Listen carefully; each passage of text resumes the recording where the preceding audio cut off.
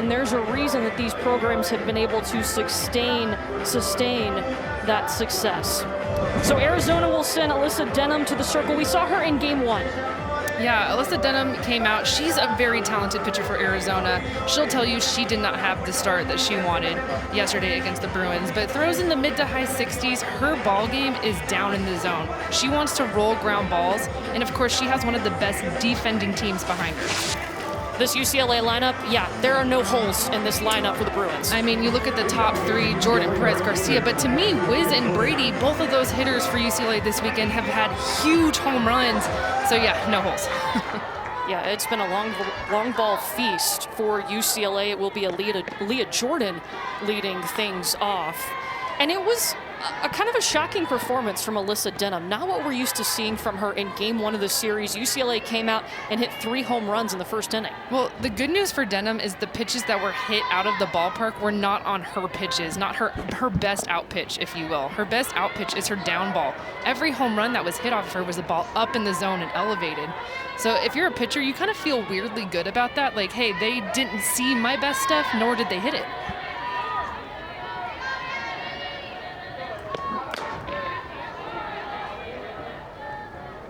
And immediately, Charlize Palacios, who is catching, will step out in the circle and talk to Denham real quick. There's Mike Candrea. Incredible the program that he has built in his 36th season. He is the leader in wins with 1,668, more than any other coach. And Alyssa Denham is going to start off by walking Aaliyah Jordan. She's got to settle down quickly, though. Yeah, you could see Charlize Palacios a pitch ago. A good timeout, just going out to talk to her. It can be daunting as a pitcher. You just saw UCLA 8 runs yesterday, 6 runs today, and you're sitting in the dugout watching it. That can be intimidating. A lot of pressure, too. It's senior weekend. She is one of those seniors transferred in from Louisiana, and now she'll face Brianna Perez, who has been outstanding in this series, too. Yeah, she's so good. What makes her so good is she can kind of do it all. Short game, slap, leads their team in home runs just casually. So Jordan will hold up at first. Yeah, Brianna Perez has 11 home runs. There are 4 players for UCLA that are tied for the lead now with 11 homers.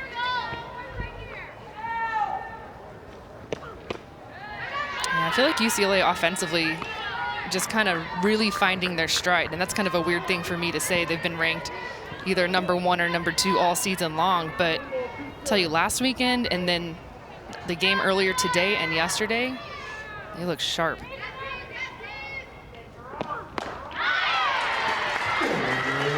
And that's a good sign. You walk the leadoff batter, you come back and you get the strikeout. She's a talented pitcher. She knows it. She knows what she's capable of.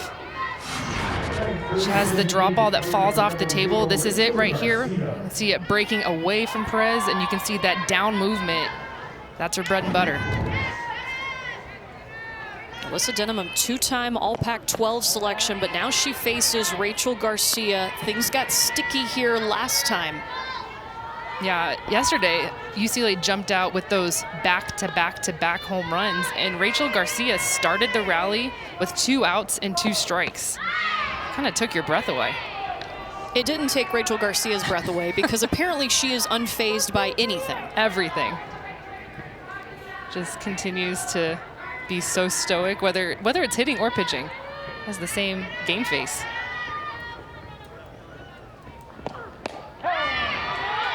Two-time National Player of the Year. She's already been awarded a weekly award 5 times by the Pac-12 this season. She will be on that Olympic team in Tokyo, one of 3 athletes in this game that will represent Team USA.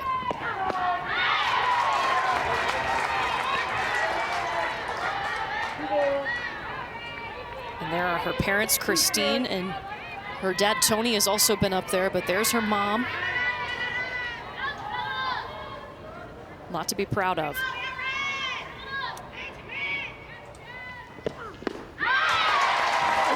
Back-to-back strikeouts for Alyssa Denham. And back-to-back strikeouts on that drop ball. This is a pitch that we didn't see her throw with her best conviction yesterday. Really good look at that pitch. 2 strikes. It's exactly where you want to put it. Even if Garcia gets a piece of it, it's low enough that she can't do her most damage. Next steps in Delaney Wiz. She's on a 5-game hit streak, playing third base in this game, caught in the first game of the day. But I want to go back to Alyssa Denham, too, because if you have an outing like that, I mean, you were a pitcher, obviously, you get back in the bullpen, you work on that pitch that wasn't working? 100%, and you watch film and say, okay, this is what they were hitting. Maybe I was missing a little here. But even film or no film, it's a gut feeling. You know what you were feeling like and the outcome, of course. And so the fact that she didn't have her best outcome, but I think as a pitcher, she knew that she didn't have her best stuff.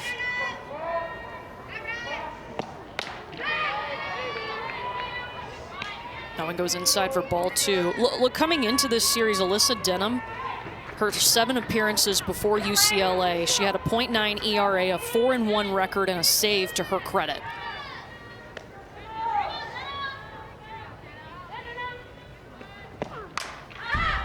Yeah, her and Hannah Bowen have been a real bright spot for Arizona in the circle. Offensively struggling a little bit on the road, Arizona has been, but Hannah Bowen and Alyssa Denham, I mean, back to that Oregon series they had last weekend, kept them in every game. And so kind of a little bit of a shocker to see how she started yesterday, and I just like that Coach Kandre is giving her the ball right away again. This one goes back at Denham. She fields her position well. That is a nice start for Alyssa Denham against the number 2 team in the nation. Scoreless here in Tucson.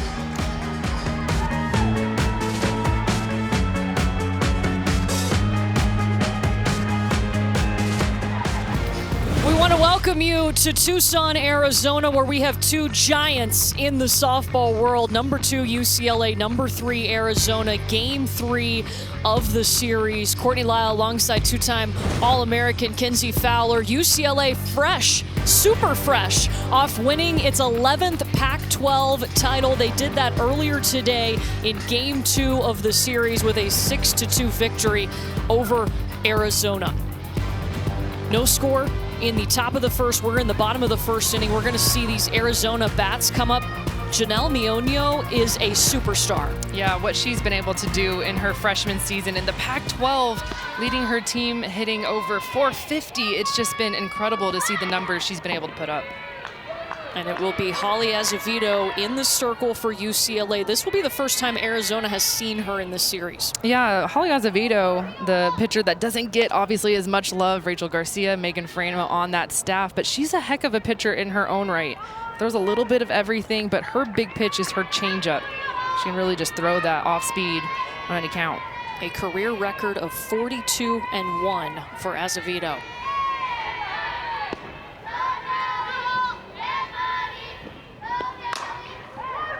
Mionio, a high hopper. Anna Vines makes the play look easy.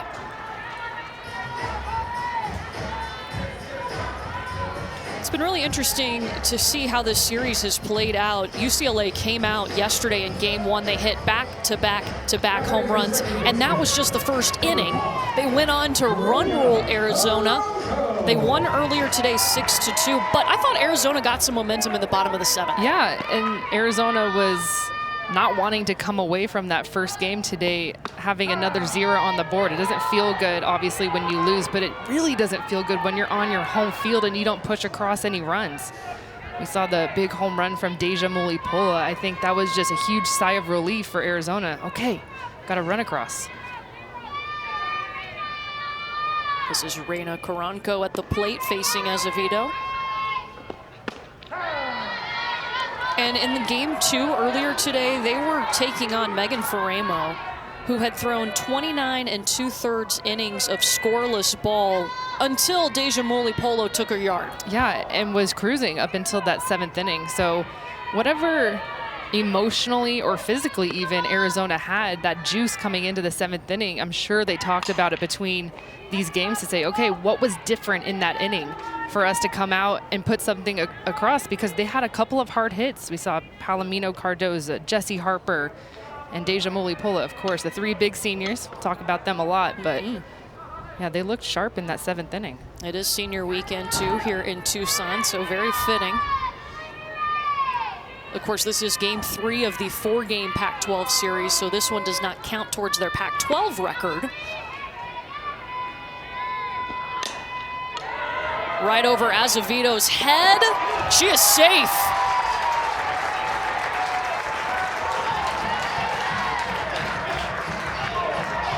Arizona, a program known for their slappers, and here at Hillenbrand, the dirt in the infield, very hard. Nice bounce here from Karanko. And Bri Perez, she covers a ton of ground. This is really the only play that she has. If she goes up to make a throw, I mean, it's not close at all. Good smile from Washington over at first, thinking, how was that even close? But that's a good ball from Karanko. Absolutely, that was way up in the air, and it brings us to Jessie Harper. She led off that 7th inning with a powerful hit to really get things going. And she liked that pitch. It's going to go into the glove of Kelly Gooden. Runner will hold at first.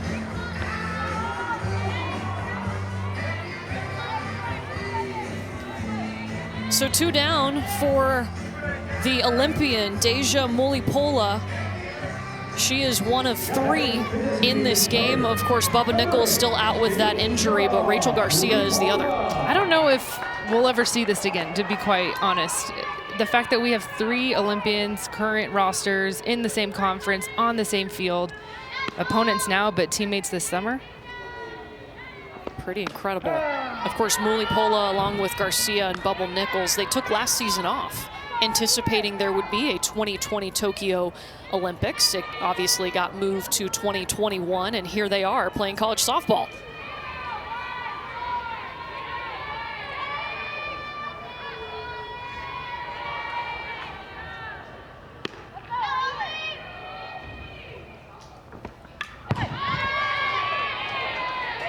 There's Bubba.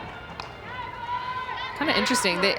They played here at Hillenbrand. Team USA came for an exhibition and played Arizona, and Deja Mulipola was catching. Rachel Garcia, of course, Bubba Nichols playing defense. So meeting again, wearing different uniforms.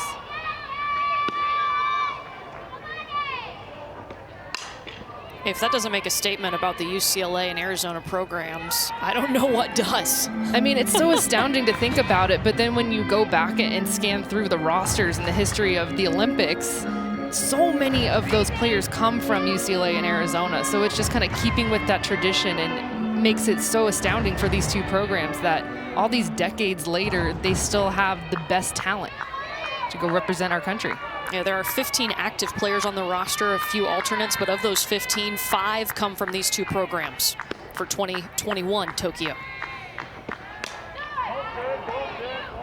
And they call it dead. Came back and hit Mulipola in the box. And obviously felt it.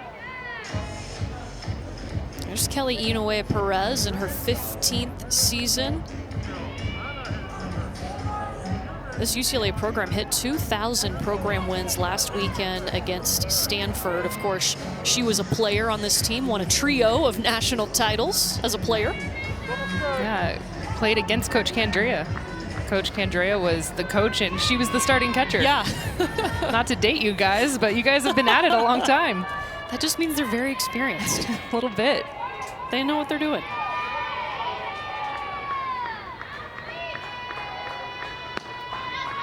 Mulipola still with the runner on first. Pulls it to Delaney Wiz at the hot corner. No problem. No score here as we get set for the 2nd inning. Well, these 2 played game 2 of the series earlier today. It was scoreless until the 6th inning, until Rachel Garcia said, hey guys, I'm still here. 2-run home run for Rachel Garcia. Mom and Dad love it. That put UCLA on top, and then Megan Faremo and her defense would finish things out. UCLA, with that win, clinches their 11th Pac-12 championship. They're at the top of the pack once again for the second season in a row. 12 national titles, 11 conference titles, 19 Olympians all time through this UCLA program. They have more national titles than they do Pac-12 conference titles. I don't know what that's about. Oh, man. It's about some good softball. You bet. And the talent just keeps on rolling because the future of UCLA softball and the present is right here at the plate in Maya Brady. I mean, this is a talent, just a freshman. Just got to sit with that for a second. We've seen what she's done this whole season in the Pac-12 conference and sitting down in the lineup a little bit just for her talent, but you think of who she has out in front of her, Delaney Wiz, Rachel Garcia. She packs a punch.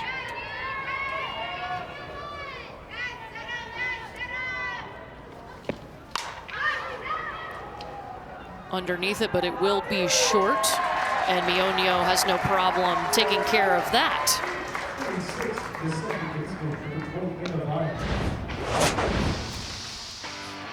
Well, yesterday it was all about Maya Brady. She went yard not once, but 2 times. Yeah, the first time that she's done this, hit 2 home runs in a game, and her team celebrating the first home run. But just wait until the sun went down and we lost this ball out into the night. I don't really know where it landed. I know that it was close to landing on the roof, but I don't know if I've seen a ball hit that far in quite a while here at Hillenbrand. That ball was smoked.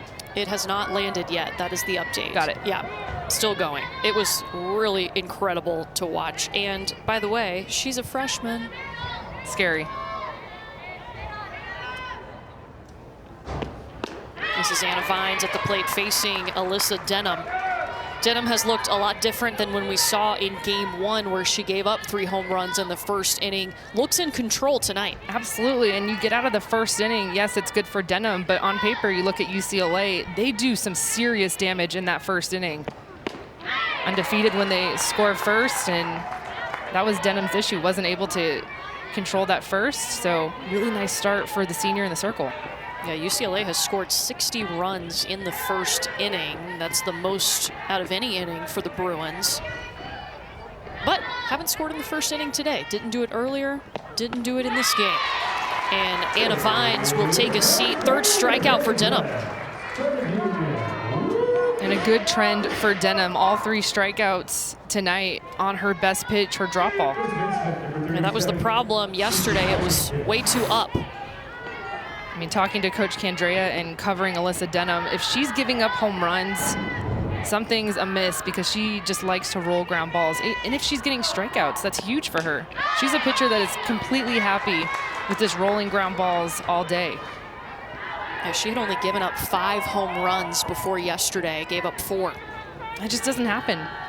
I think it kind of shocked Arizona as a team. I think that was obviously not the start they wanted, but I think it kind of paralyzed them for a second. Say, what is happening right now? This doesn't happen to our senior.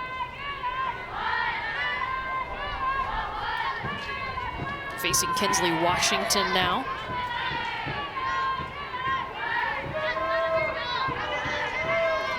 Washington hitting .324 on the season.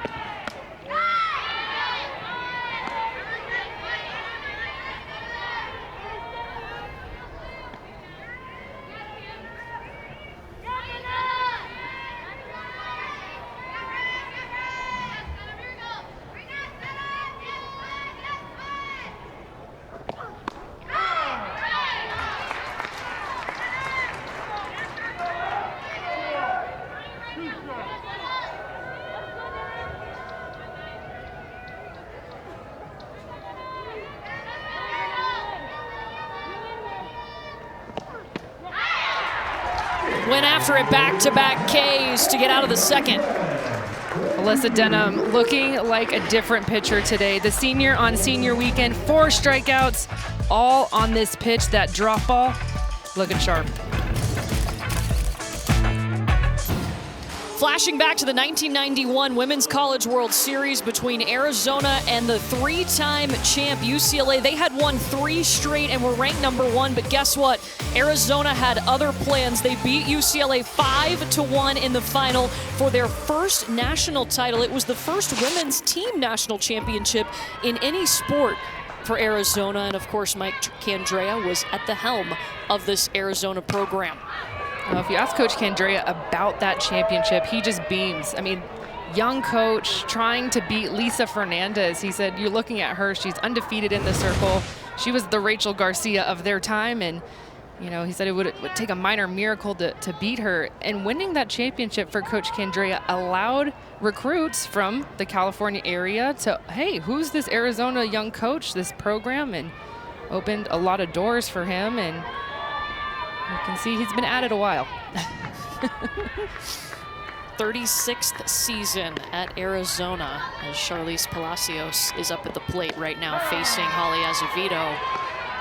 But he joked with us too, maybe we set the bar too high a little bit early. It was kind of funny. He said, I won so much in my young career.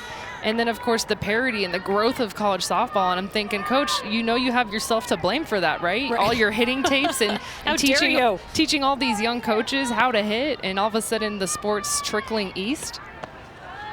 And the talent gets more spread out. More girls start to play because they're watching UCLA and Arizona win national championships in the 90s.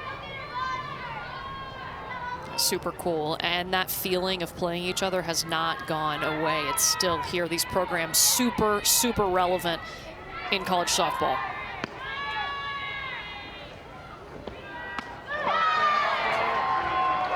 Well, they'll say she did not go. So the count to Palacios, 2-2.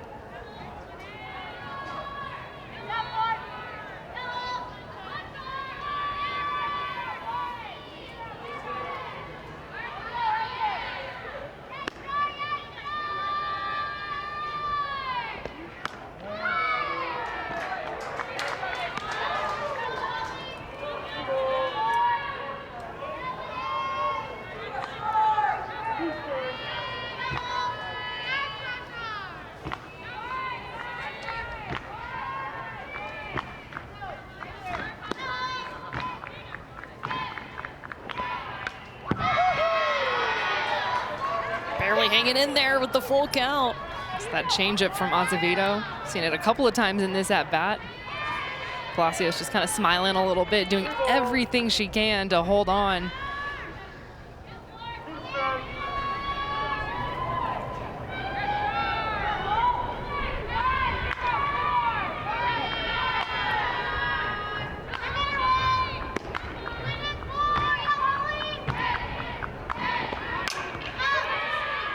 Fouls off another one. Palacios has had an outstanding redshirt freshman year, if you will. Tied for third in the Pac-12 in home run. She's got 15 on the season. She's had multi-home run games twice. Just burst onto the scene. Yeah, of course, everyone knows about the big senior class for Arizona. They have a couple of really talented freshmen to be excited about, and Palacios is one of them. And she got a lot of experience last year. I know it was a shortened season, but she was kind of the primary catcher, started 13 games, had a couple of injuries too that she dealt with. But still, you get that experience because it's different catching in the college game. Or just even being at practice and being around your coach and learning some things, being with a new set of teammates.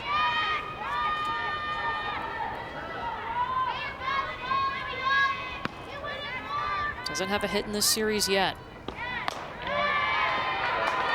Patience paying off. She will take that free pass. Well, this is the WNBA's 25th season, and tomorrow on ABC and the ESPN app, tip-off weekend continues with a doubleheader highlighted by the MVPs. 1 Eastern, Candace Parker making her debut with Chicago Sky against the Washington Mystics. And then Breanna Stewart and the defending champion Seattle Storm hosts Asia Wilson and the Las Vegas Aces. That's a rematch of last year's finals. Of course, Asia Wilson, the reigning MVP. She now has a new statue outside of Colonial Life Arena in Columbia, South Carolina. Pretty cool.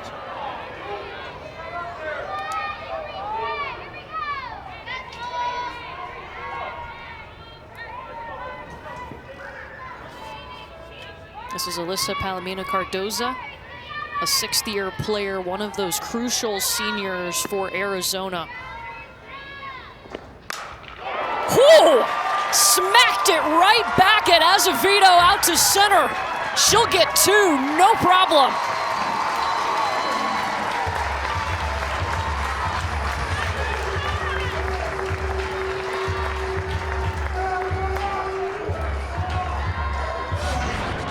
This ball was crushed. I mean, as a pitcher myself, my heart kind of dropped into my stomach. Watch how hard she hits this ball up the middle. That's such a scary moment as a pitcher. Really good running there from Palacios. Maya Brady was shifted very far into the center field, so she has to run a far way to go field a ball that frankly was straight up the middle to a normal center field position. So because she wasn't playing in the middle, Palacios able to get to third. That's the 7th double on the season for Palomina Cardoza. Brings us to Carly Skupin, the first baseman, with 2 in scoring position. This has been a rare occurrence for Arizona against UCLA this weekend. This is a huge game for Arizona. I know it's a non-conference game, but kind of looking at the whole season, I don't know if the non-conference games have any less weight, if that makes sense. I think if you take a game in the non-conference against a ranked opponent or someone that's higher ranked than you, it's a huge deal. We saw it earlier in the season when Oregon beat UCLA in a non-conference and jumped up the rankings. Yeah, if you haven't seen a lot of Pac-12, they're playing 4-game series this year. The 3rd game does not count towards your conference record. The whole point of this was to increase that strength of schedule, get more on your resume, get more games under your belt. Yeah, with the preseason or pre-conference season tournaments being canceled, I think all the coaches were worried about, not going to Palm Springs, not going to Phoenix, not going to Florida, and getting those tough ranked non-conference matchups. And so adding a game, and I think if you ask all the coaches, they've said it's been a roller coaster. Quite frankly, it's a lot to handle, especially the quality of opponent that you're seeing every single weekend. But if anything, these teams are going to be battle tested for sure in postseason around the corner.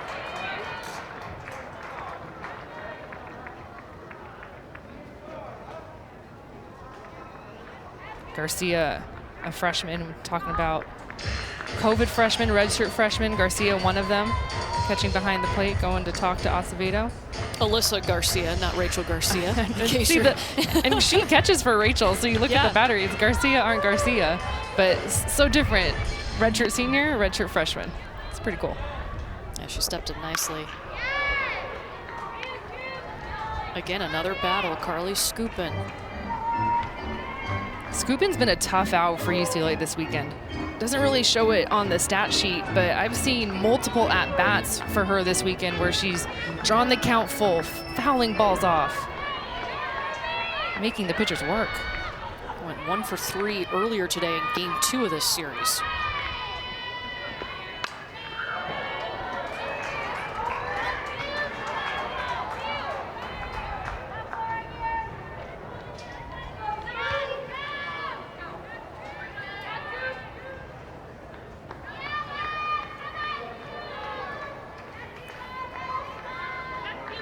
Two in scoring position for the freshman from right here in Tucson.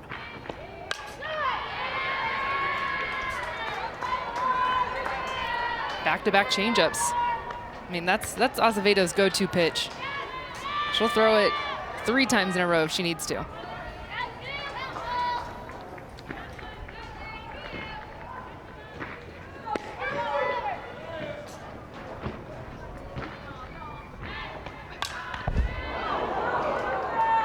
Oh, nice duck out of the way. Malia Martinez on deck. Hello. Just kind of put her hand over my heart. Hey, that way.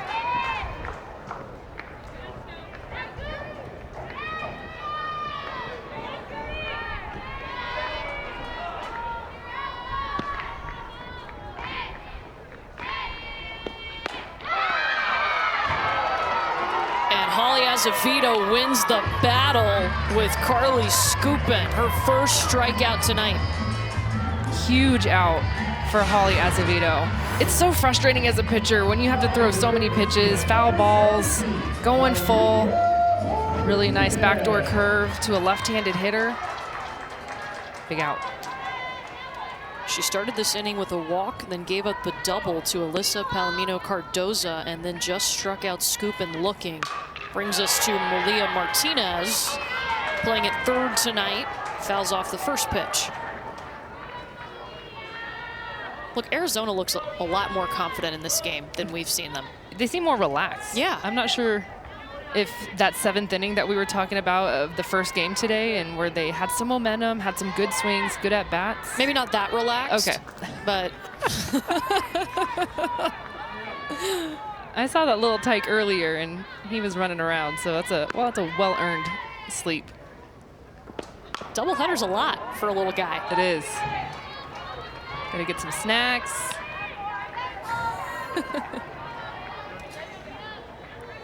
Nothing like the sound of softball. You just say goodnight.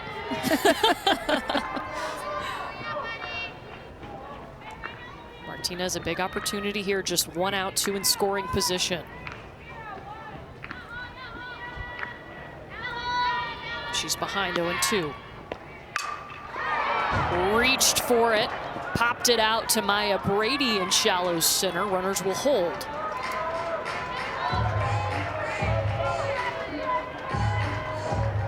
How about Holly Azevedo? Big time situation, runners in scoring position, get the well-earned strikeout, and then a pretty easy pop-up to Martinez. Even though she's in the 8-hole hitter, she's a really solid hitter and has been her whole career in the Pac-12 conference. It's a little momentum in the circle. There's Hannah Peanut Martinez. She goes by Peanut. The right fielder. 2 away.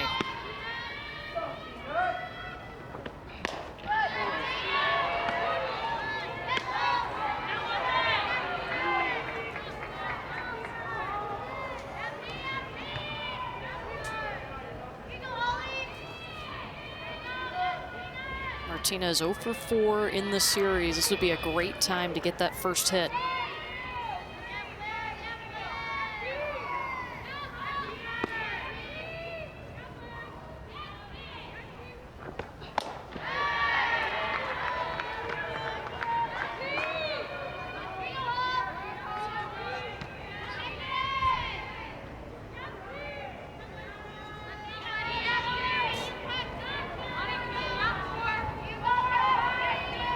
Look at that gap in right center.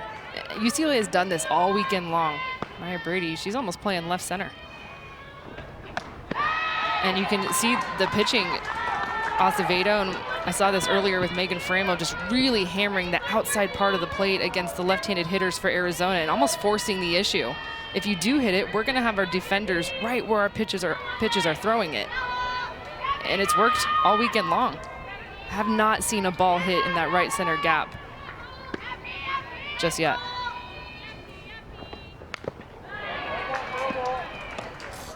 Strike 2.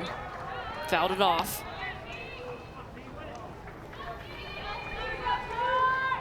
Hits have been hard to come by for Arizona. They had 2 in game 1. Got the bats going more in game 2 with 5 hits, but most of those came in the bottom of the 7th inning. Yes, the fact that Arizona is threatening this early in the game is really a good sign for their offense. Of course, they'd like to push one. It was foul. It was foul. They'll go back. Took a long time to get there, but it did bounce foul.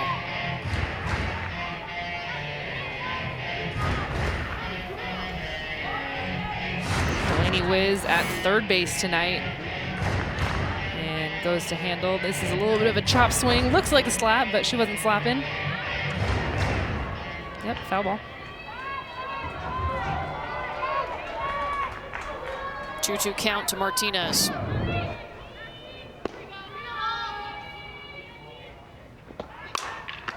Oh! Delaney Wiz!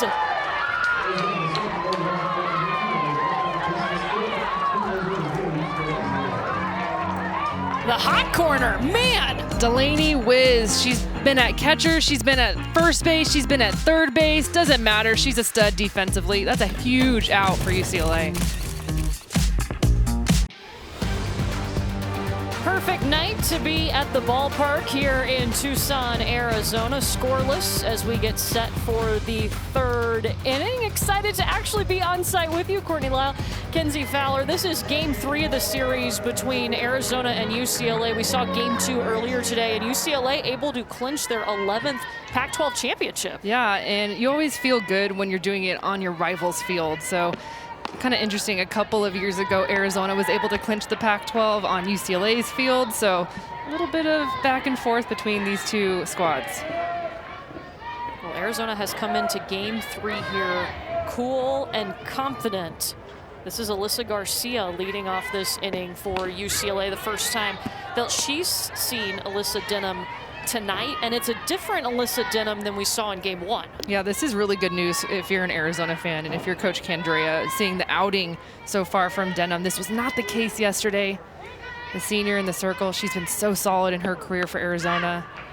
But to me, she's throwing different pitches, and that's the biggest thing that I'm seeing. When she was throwing yesterday, she was throwing a little bit more curve, and her off speed was elevated. UCLA was jumping all over it. So now I'm seeing her throw her drop ball, and she's throwing it with some velocity. I mean, she can touch close to 70 miles an hour. She has really worked with Taryn Mowat to get more looks to her game. She's got numerous off-speed pitches, and she was really good keeping Oregon off balance last weekend. That's an easy grab for Jessie Harper. And that right there, the off the end of the bat, is exactly what she wants. And if that's the result, that means her ball is moving the way it should be. Diving through the zone, a hitter hits it on the end of the bat, you get a lazy pop-up like that, or something rolling over a ground ball. It was just not the case in game 1. 3 straight home runs for UCLA in game 1. Different story tonight. Here's Kelly Gooden, the number 9 hitter.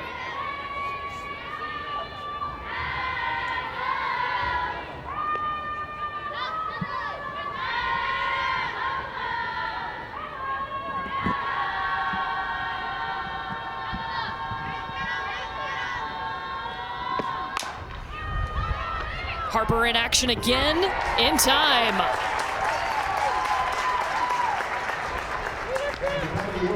Man, it's fun to watch her play. Oh yeah, she's been holding down that shortstop position since her sophomore year. Played first base as a freshman, was sitting behind all-conference player Mo Mercado at short. And then Mo Mercado graduated and Harper slid over. And with her bat, of course, 6 home runs away from tying the all-time record of 95 by Lauren Chamberlain. Yeah, there's so much talk about her offense that I think sometimes we forget about her defense. A really solid shortstop in the Pac-12. Yeah, that's a great point.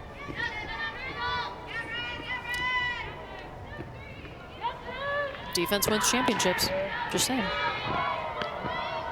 I don't know, the offense is more fun. I'm talking to a pitcher. That's true. I'm with you on the first one.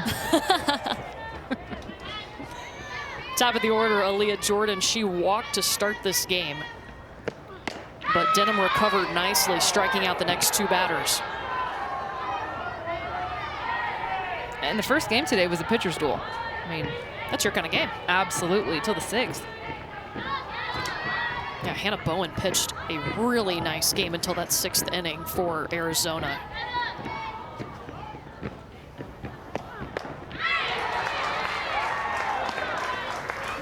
Two.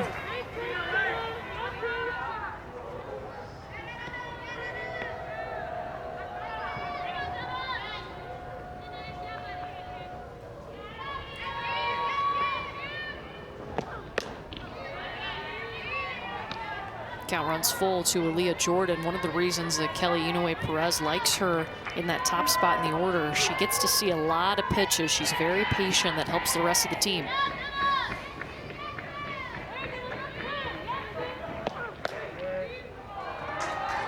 Second time she has walked tonight. Well, this week on Sunday Night Baseball, it's the series finale as Yadier Molina and the St. Louis Cardinals face Manny Machado and the San Diego Padres at Petco Park. Our coverage begins at 6 Eastern with Baseball Tonight, Sunday Night Countdown on ESPN and the ESPN app.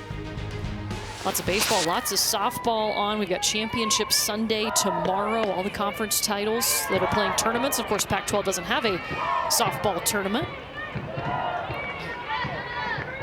Oh, it would be fun, though. Oh, wouldn't it? Just dreaming I'm of here it. for it.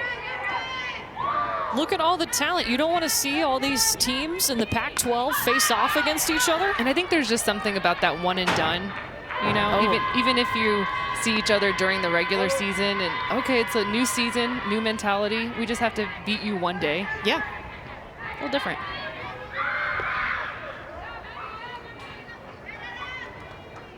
There's Brianna Perez, struck out in her first at bat. She's got Aaliyah Jordan on once again.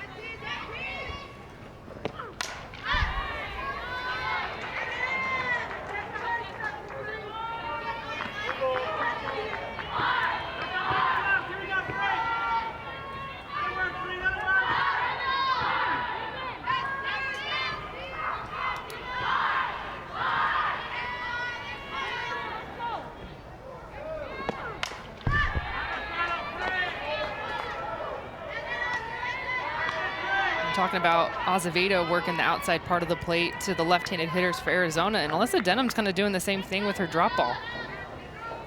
She's doing it to Aaliyah Jordan, missed on a couple of pitches. Jordan able to draw the walk, but working that outside part again here to Perez.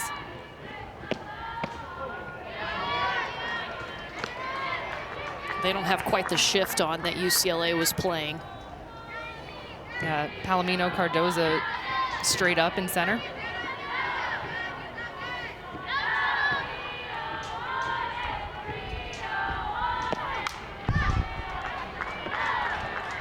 Perez is reaching for it out there. Yeah, I mean, that's 4 straight pitches that on that outside part of the plate. Has 2 strikes, so you got to fish a little something at it. Kelly Inoue Perez is a big fan of Brianna Perez. Calls her one of the most underrated players in the game, one of the best athletes she's had at UCLA. I mean, I'm with her. Her athleticism is just through the roof, what she is able to do. And she's so quiet doing everything. She can swing away, drag bunt, slap. She's held down that shortstop position her entire career. I was going to say, plays a mean shortstop. There goes Aaliyah Jordan. And she walked her, so no problem there.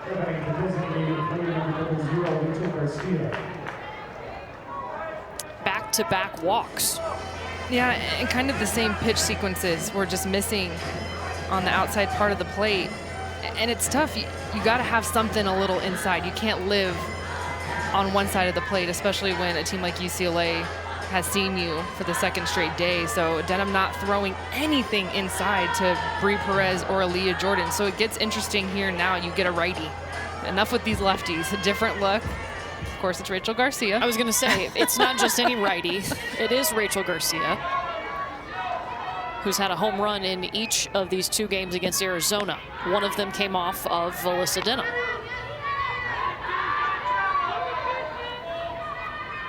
So how do you approach her as a pitcher? Well, right there, she was going to her off-speed curve, trying to get her out in front. And if I'm Alyssa Denham, I am not giving her a sniff of anything above the belly button. I'm just going to keep it low in the zone, see what happens. If she hits it, I want it down on the ground.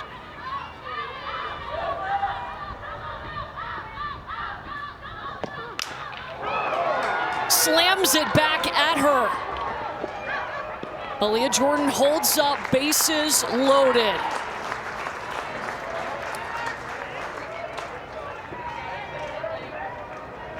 That's the 2nd hit that we've seen like that in this game. Just right back at the pitcher. The other one was off an Arizona bat. This is a drop ball. It's a little elevated. Look at this play out in center field by Palomino Cardoza. I mean, she was charging this ball with some serious authority, and Coach Kirk Walker was waving Jordan around 3rd, and once he saw the throw, he was able to get down the line and hold her up.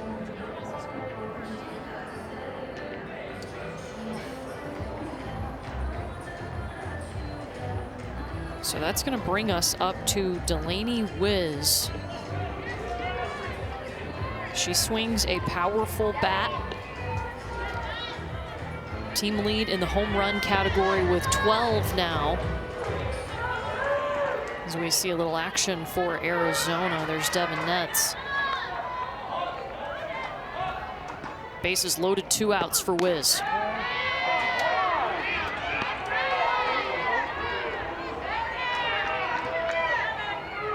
And these are the hitters for Alyssa Denham that went yard yesterday off for Rachel Garcia, Delaney Wiz, and on deck Maya Brady. So this is the murderer's row for UCLA. Change of speed. Delaney Wiz, we take you back to yesterday, game 1. She went yard. This is the second of 3 in a row. Yeah, this is a hitter that quietly very hot for UCLA. And she has the role of hitting behind Rachel Garcia. That is not easy to do. This one will just be popped up into the air. Melissa Palomino Cardoza ends the thread. UCLA will leave the bases loaded. No score here in Tucson.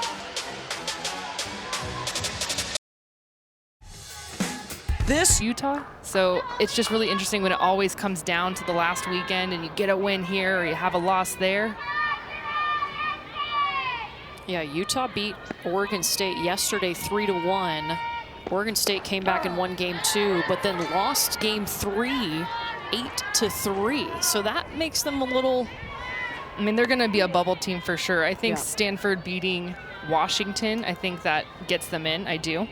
They're a really solid club, and they have one of the best young pitchers in the country in Alana Vaughter.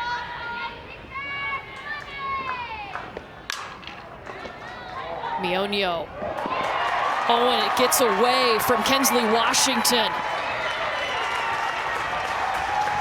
Had to reach out for that throw from Brianna Perez, and it rolled towards the dugout. Janelle Mionio just puts some serious pressure on the defense. She runs so well down the line. This is her game. She's all short game. Bri Perez goes down to get her backhand. The throw's a little bit to the right of Kinsley Washington. You can see the stretch over at first base. That's going to be an error on the throw.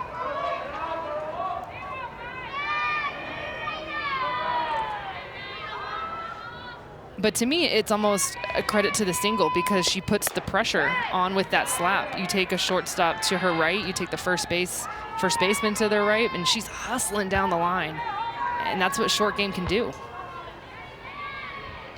Well, just that explosiveness. There's a reason why she had a 27-game hit streak that ended last weekend. I mean, it's impressive what she can do with the bat, and she's got that speed.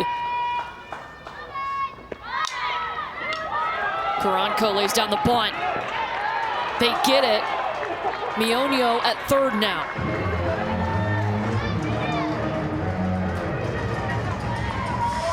Yeah, back to Janelle Mionio. I mean, if her batting average were to end today, she would set a record for Arizona with the highest batting average as a freshman ever. And you just think about who Coach Candrea has had come through this program, the names she's going to beat with that record. It's just something you just have to sit with for a second with all that history.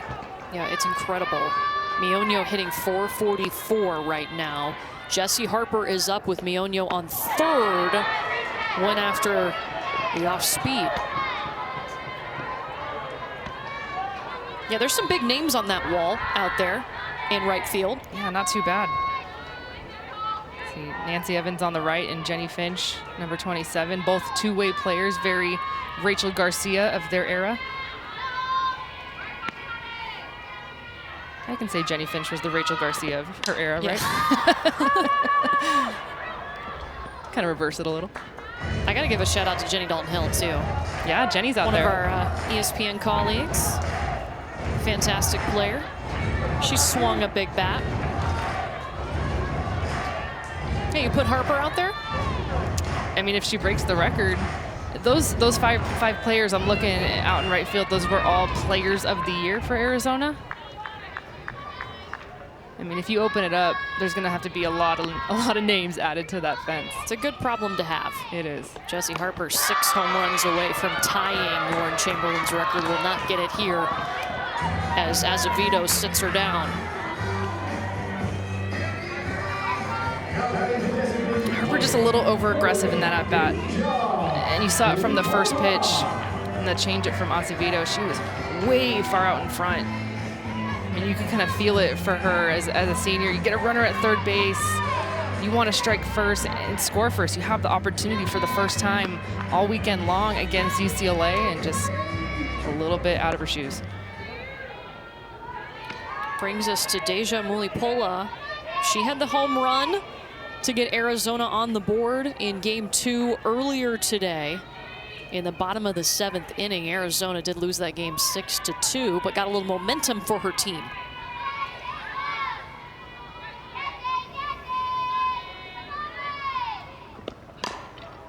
What an experience it's been for her to be a part of the national team. We asked Mike Candrea about it. I mean, you can't not absorb that experience when you're playing with the best of the best.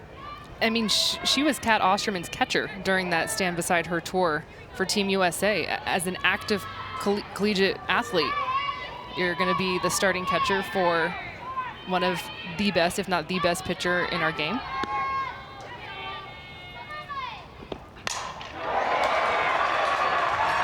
Over the wall!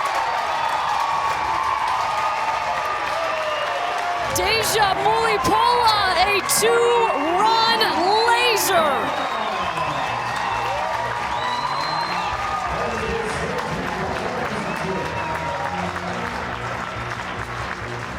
That's what Arizona needed. That was a huge hit. That's the biggest hit of the weekend for Arizona, coming out of Deja Mulipola. Of course, she's having one of her best seasons as a Wildcat. Goes down to get this backdoor curve from Holly Azevedo. She's the one that started that momentum in the first game in the bottom of the 7th. It was just a little bit too late for Arizona, so that is huge for the Wildcats. They're able to strike first for the first time in this series.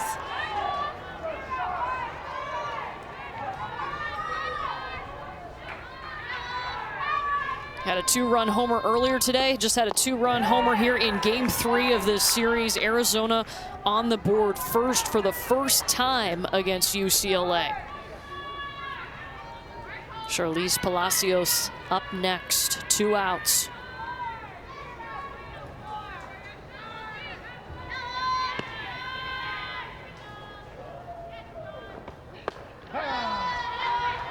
But think you just get 1 run off of that if Mionio isn't a hustler and laying down an awesome swing to start this inning, reaches on the error. I mean, that's what short gamers can do. A lot of people have said that, yeah, maybe slappers kind of phasing out because of how good and strong these home run hitters are becoming, but you have to have them. You really do. You have to have them on base so those home runs from the Jessie Harpers or the Deja Mulipolas turn into 2-run home runs, 3-run home runs, instead of just solo home runs. Yeah, this has been a total team inning. Mionio reaching on the error. Karanko helped move her over to third, and then Mulipola brought her home with a big swing to left.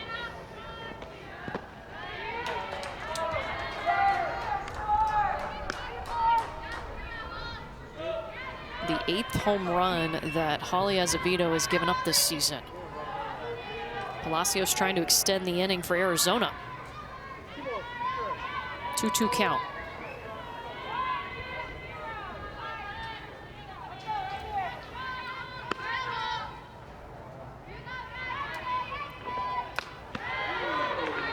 Ooh, good save by Alyssa Garcia. I kind of got the crowd into that one. Yeah. Nobody on, but still, it was a quick hop up to grab it.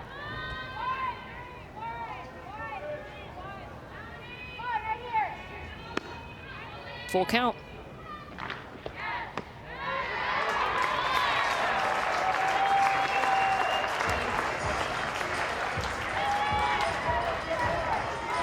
Palacios has walked both times up against Holly Azevedo tonight. Yeah, she's had better at-bats against Azevedo. Yes, both walks, but drawing the count, seeing a lot of pitches, it's a good sign. Luis Fernandez out to the circle to talk to her battery.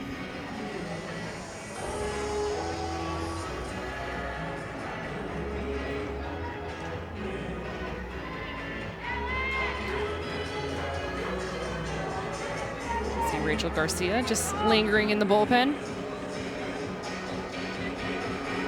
Good place to hang out. That's where I like to watch a game. If I wasn't pitching, I was like, I'm not in here in the dugout. I'm going to go hang out in the bullpen. It just feels right. Feels good. That's right. And then if you get yelled at, hey, go warm up. Oh, I'm ready. I'm in here, coach. I'm already here. Yeah, you never did that because you were always out there pitching. Pitched like a million innings.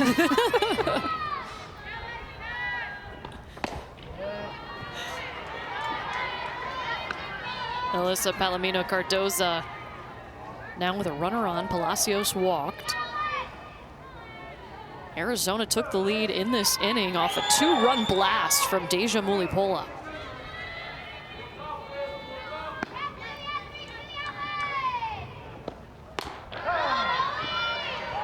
Ooh, that was pretty. Yeah, really nice changeup. Haven't seen Arizona hit that off speed just yet.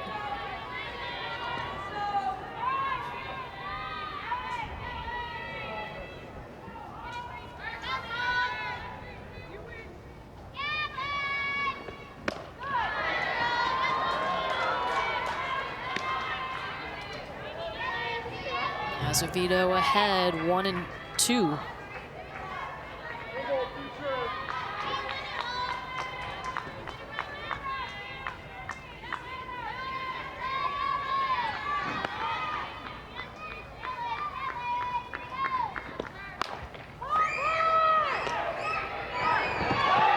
Oh, Washington tripped, but still made the play.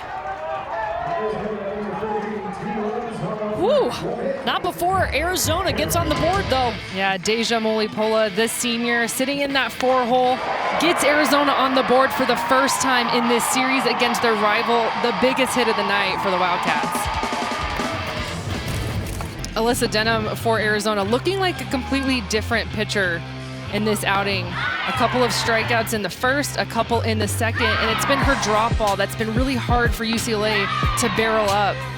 She got out of a jam, the bases loaded in the last inning, and then of course that momentum turns into offensive momentum. So big smiles for the senior in the circle. That's a good sign for the Wildcats. And now she's got some insurance on the board thanks to a 2-run blast from Deja Mulipola. So Alyssa Denham should be feeling a little bit more confident than she already is, but props to her for the quick turnaround from yesterday. Yeah, you just got to have a solid start for Arizona in the circle, and then you get the big punch from Mulipola, and you can kind of just look out at the team, and they all just collectively just kind of took a breath. Like, all right, this is how we play.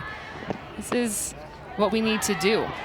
Shut the door in the first inning, and then our bats go to work.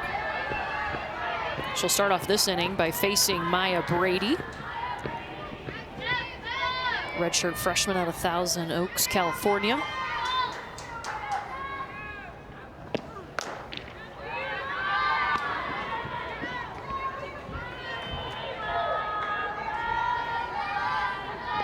If you want an athlete, just look to the Brady family. I bet you can guess. Do you know any famous Bradys? Just throwing that out there. Play a little trivia game. How about old Tom? Old Tom Brady? Just an uncle. Uncle Tom. Also, Kevin Youkilis. Yeah. Good bat and ball tie right there. And Uncle Tom was tweeting about Maya last night. Give a little shout out to that moonshot that she hit off the wall. As well he should, because she hit one and it went to right field and almost hit that building, which we have learned now is Giddings Gym. And if you didn't know it, you know it now. We love a proud uncle. That's all he is. Her mom, too, was a pitcher, and Coach I played against her. Said she was just a fierce competitor. Yeah, that was a great little nugget. The fact that your coach played against your mom? Are you kidding? Pretty cool. Maureen Brady. She was an All-American at Fresno State. Yeah, Kelly, I called her Mo. That's when you know it goes back. Yeah, that's she's in. She's in with the Bradys. Anna Vines now is trying to help out Maya Brady, bring her around. But it won't happen here. Struck out for the second time against Alyssa Denham.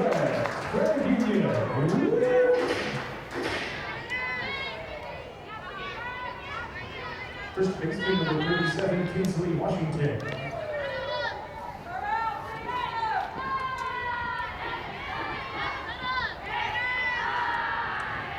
Kinsley Washington. First pitch strike.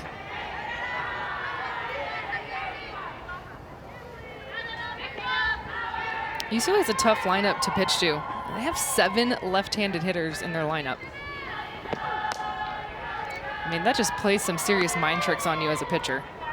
You just kind of keep looking up. Oh, another lefty? Yeah. Another one? I mean, it's all the way until you go to the 3-4 hole with Garcia and Wiz. 7 straight in a row.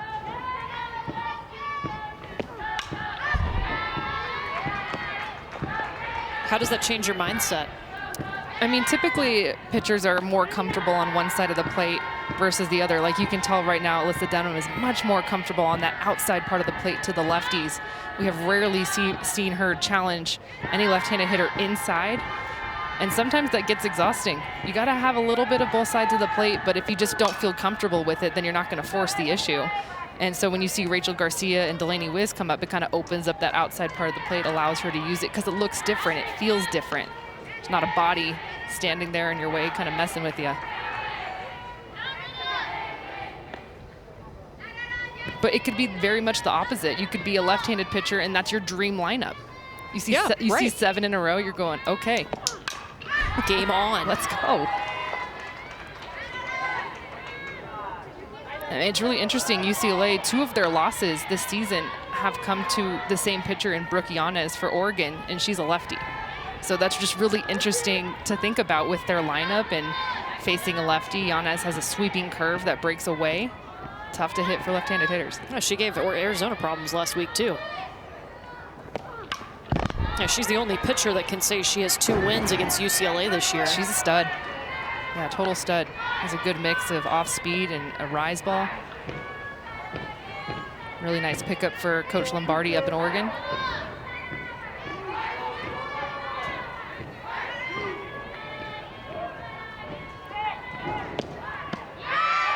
Slowed it way down, will not get the call.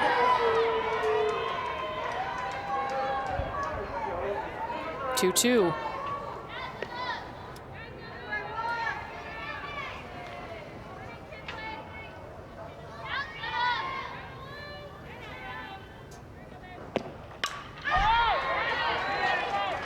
Back-to-back changeups from Denham. And I say changeup, but it's more of an off-speed curveball that she throws. She has a changeup as well that she'll use, so she has a couple of different off-speeds, but you can see that ball slow for sure. You can tell she has something off of it, but it starts outside to Washington. It kind of breaks over the edge of the plate. Ooh, got a tiny piece of it. Palacios also might have gotten a piece of it. She has her mask covering her mouth, but I think she's laughing, so yeah. She is standing up.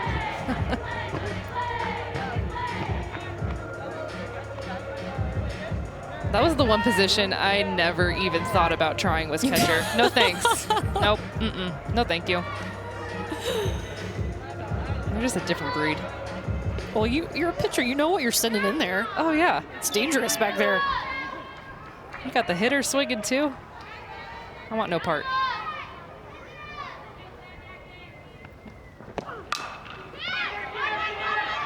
Karanko crashing in on it. Does move the runner into scoring position.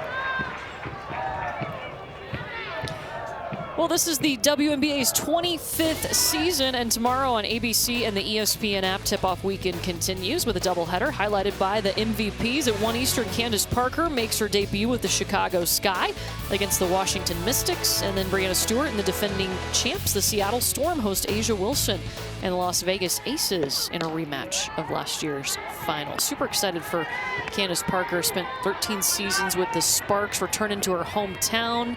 She's going to have an outstanding point guard in Courtney Vandersloot. I went to the University of Tennessee, so I can say that it was super fun to have her as a Lady Vol. I was just going to say, you can flex on that a little. Oh, yeah. Pretty cool.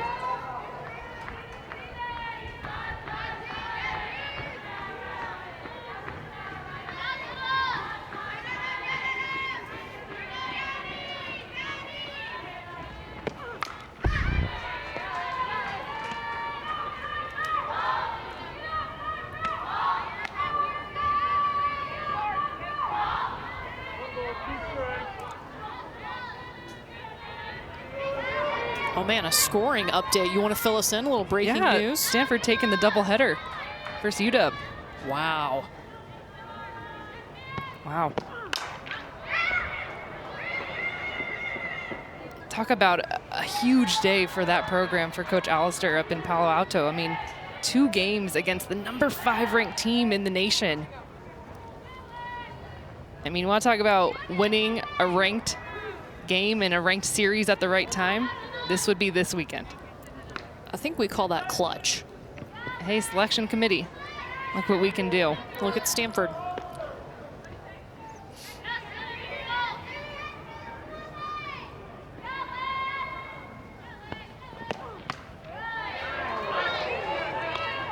Yeah, Gabby Plain, she's one of the toughest pitchers in the country for Washington. I mean, just getting a hit off of her is tough. One of the best spinny pitchers, if you will, with some of the best spin. Yeah, how fun was it to watch that UCLA-Washington series? Oof. Man.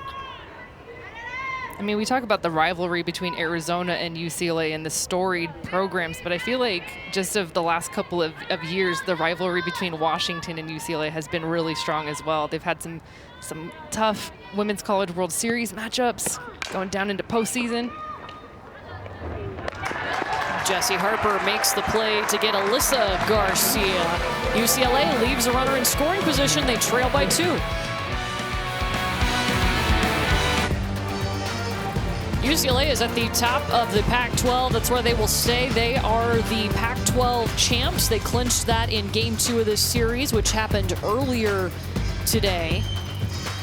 Washington, we were just talking about them. Remember, they just dropped a couple of games to Stanford. Yeah, so Arizona sitting right there after Washington, and then talking about Oregon playing Cal this weekend, taking care of business. And Arizona State sitting 5th in the conference. They have a bye this weekend.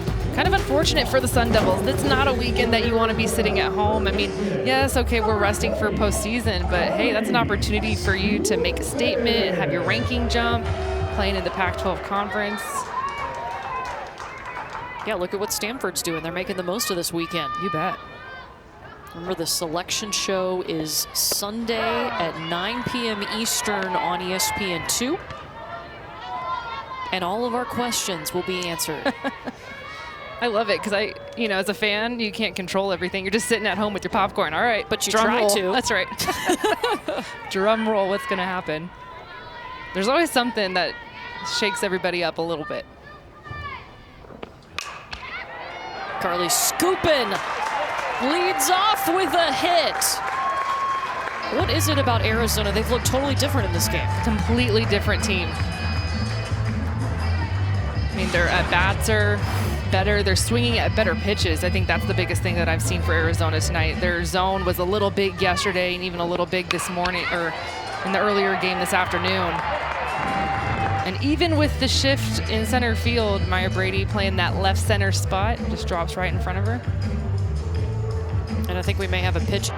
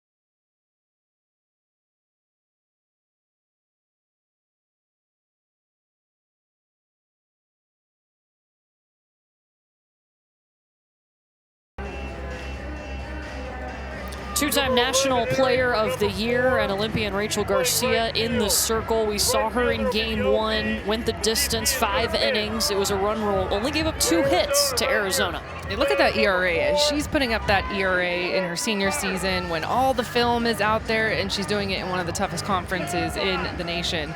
Rachel Garcia, we saw her earlier this weekend. Just got the start in the Thursday game. Looked really solid. Only had a couple of strikeouts, but just had a quiet, manageable game, and she brings some serious heat. I mean, she can touch 70 miles an hour with that rise ball and backdoor curve, and She kind of had Arizona's number. And so she's going to give them a different look than Holly Azevedo did to start this game. And she will start off with the number 8 hitter, Malia Martinez, with a runner on thanks to the single by Skupin. Julia Koutsianopoulos is pinch running at first as Holly Azevedo done for now. Of course, she can re-enter.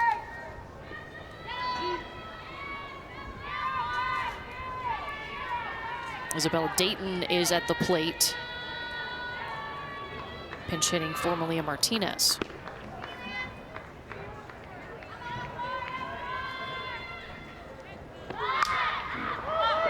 Garcia fields it. There was nobody to throw. She looked to first, and Anna Vines hadn't gotten there yet. Kensley Washington was crashing in. Well, I think this is why Coach Candrea put in Bella Dayton in this situation. Arizona gets a runner aboard with the scoop-in single, and he goes to a short gamer to do just this, get that sack bunt down. But watch UCLA's defense. Kinsley Washington kind of gets in the way of Rachel Garcia. Rachel Garcia is waiting on Anna Vines to cover second. You just want to try and lead your teammate there. It's tough to do. You don't want to throw anything away and let Koutsianopoulos score all the way from first. So a big get for Arizona and a little bit of a defensive miscue that's so rare for UCLA. So Koutsianopoulos at second, Dayton at first for Peanut Martinez. I mean, really interesting right here for Arizona. You're going to have 4 short gamers in a row. Have the pinch hit, sack bunt, drag bunt, if you will, from Bella Dayton, Peanut Martinez, Janelle Mionio on deck, and Reina Caranco, all hitters that can do some short game stuff. And when you're facing Rachel Garcia, you got to do something a little different. And I think we're going to see a little bit of small ball here from Arizona. Bounces off of Wiz's glove. She is safe. Everyone's good. Bases loaded, no outs. Well, we were talking about it earlier when Arizona jumped on the board first with that 2-run home run from Deja Mulipolo. It was set up by Janelle Mionio with the short game, and we're seeing the exact same thing here from Arizona, just going to what they do best. There's a hard dirt here at Hillenbrand. Arizona works the dirt so well, and this is what short gaming does. It puts pressure on the defense. And when you're facing a talented pitcher like Rachel Garcia, you just can't get in the box and say, hey, I'm going to swing for the fences here. No, you got to try and put something on the ground and try and manufacture some base runners, turn into a clutch hit. And UCLA, for the first time, looks a little uncomfortable. And Arizona looks fearless.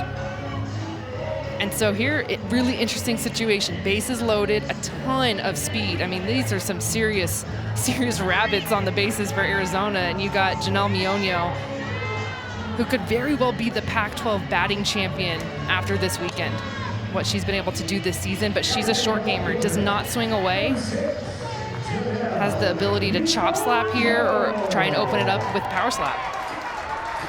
Or we could see another bunt. I mean, Julia Koutsianopoulos is that fast at third base. We could see a squeeze.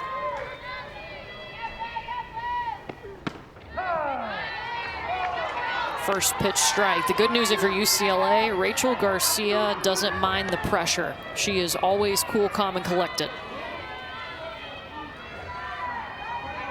Bases loaded for the top of the order, no outs. Janelle Mionio at the plate with a strike.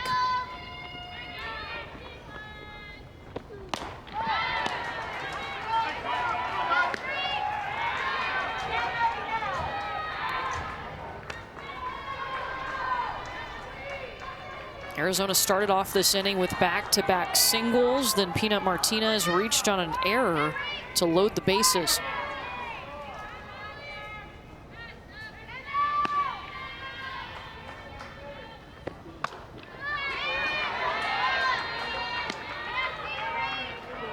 And I'm looking at the UCLA defense, and Maya Brady, of course, she shifted over in center field, playing that left center gap.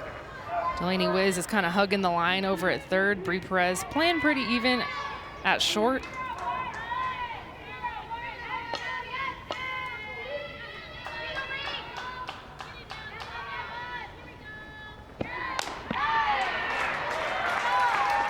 2-2.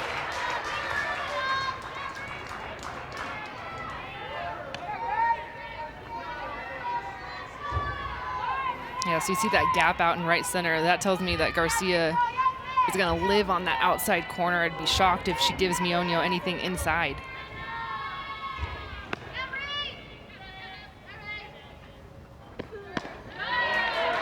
And she stays out there.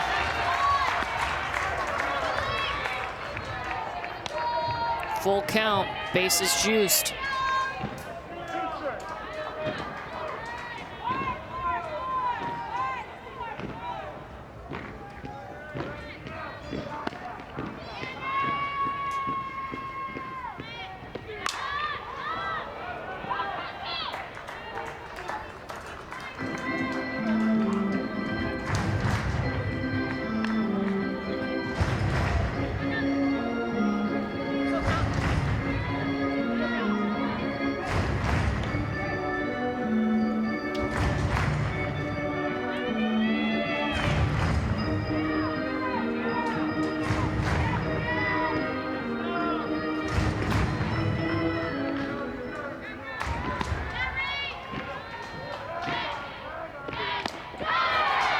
Strikeout.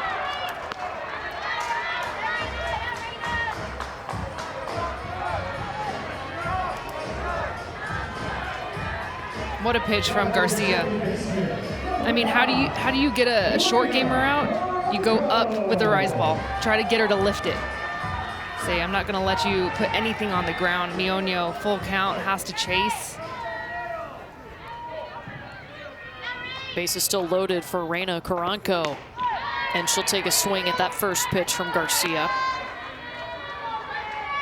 Caranco did not get a hit off of Garcia yesterday in game 1. She's got a hit tonight.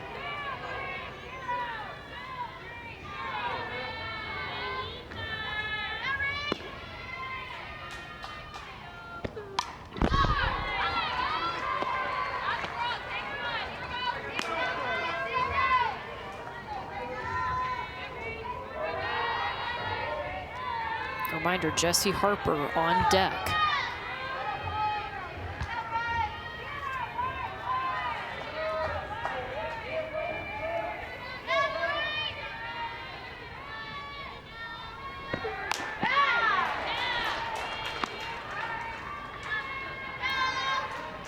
Really interesting, Reina Caranco, she has the ability to slap. Not choosing to use it, trying to swing away and get something to the grass, get something to the outfield.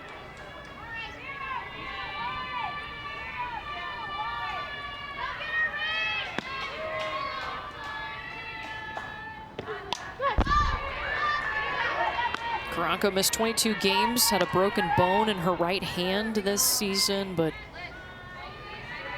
comes back hitting .338 right now. Have 7 multi-hit games on the season.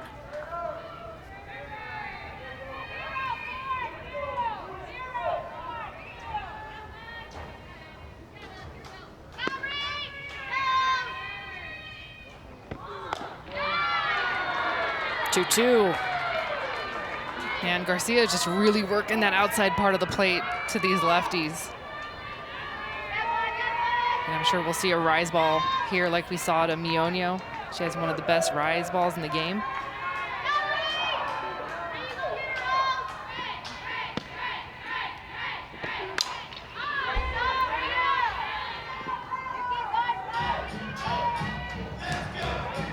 Haven't seen her throw an off speed yet. It's a pitch that not known for, but has been using it more this season. It's kind of been something that she's trying to work on and show a different look. But I mean, this is as pressure a situation as you can get, and I haven't seen it. Now would be a good time.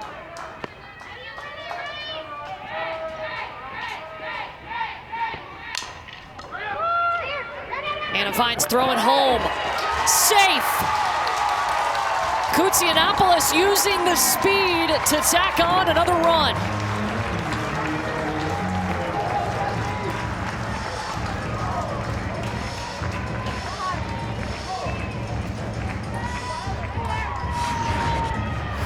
Well, Garcia goes to the off speed, so you can see how far out in front Caranco is. This is a tough play for Anna Vines. You could see Peanut Martinez running in front of her. There's no contact, but there's just a little bit of loss of line of sight. Kwiatkowski running through home plate. Kind of a gutsy move, but called safe. Bases still loaded now for Jessie Harper. Harper came into this series over her last 5 games hitting .429 with a couple of home runs. She was the spark in the bottom of the 7th inning in Game 2 earlier today for a bit of a rally.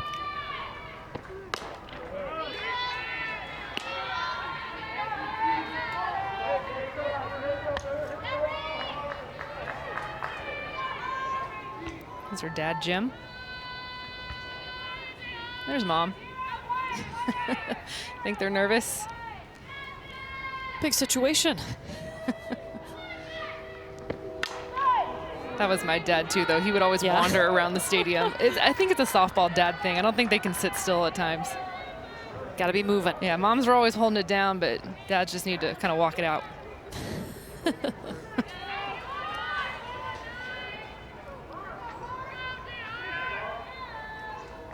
She's got 89 home runs.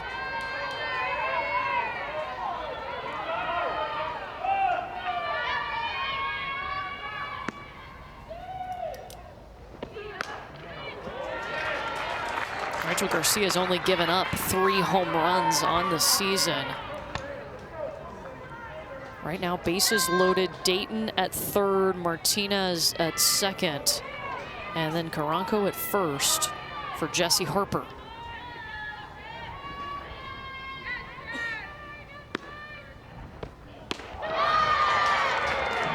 Changed it up and got her to swing.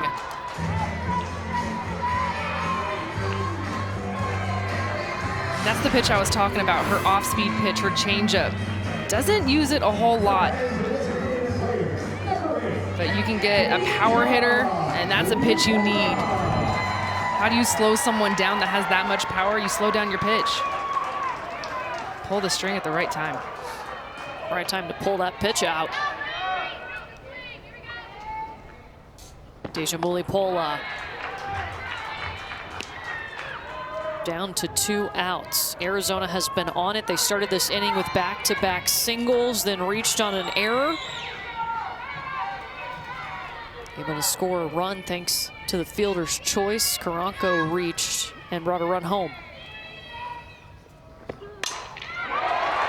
Mulipola pokes it through.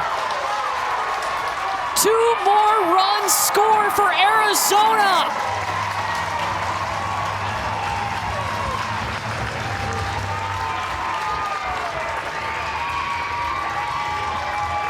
How clutch can you be? She's had a 2-run home run and now a 2 RBI single. I mean, I said that she had the biggest swing of the night for Arizona back in the 3rd when she hit that 2-run home run, but I'm changing my mind. I'm going with this hit. This is the biggest swing because of who it's off of. You have bases loaded against, oh yeah, your teammate this summer for Team USA and Rachel Garcia. They could be the potential battery for our country. And yeah, Deja Mulipola, the senior for Arizona, clutch. A nice 5-0 lead for Arizona. They had only scored 2 runs in the previous 2 games against UCLA coming into Game 3. Charlize Palacios, 2 outs, runners on the corners.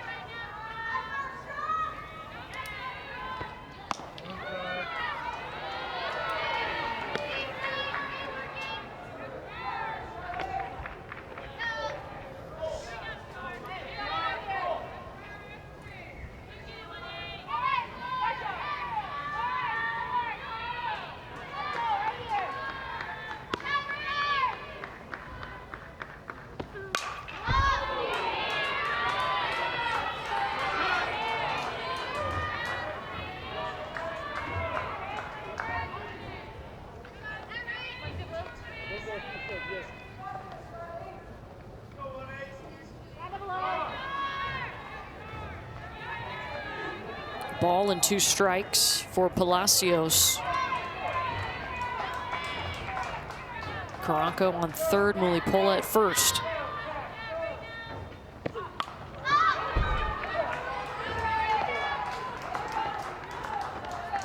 That was some chin music. Yeah. I'm not sure how Palacios got to that. That's some high heat.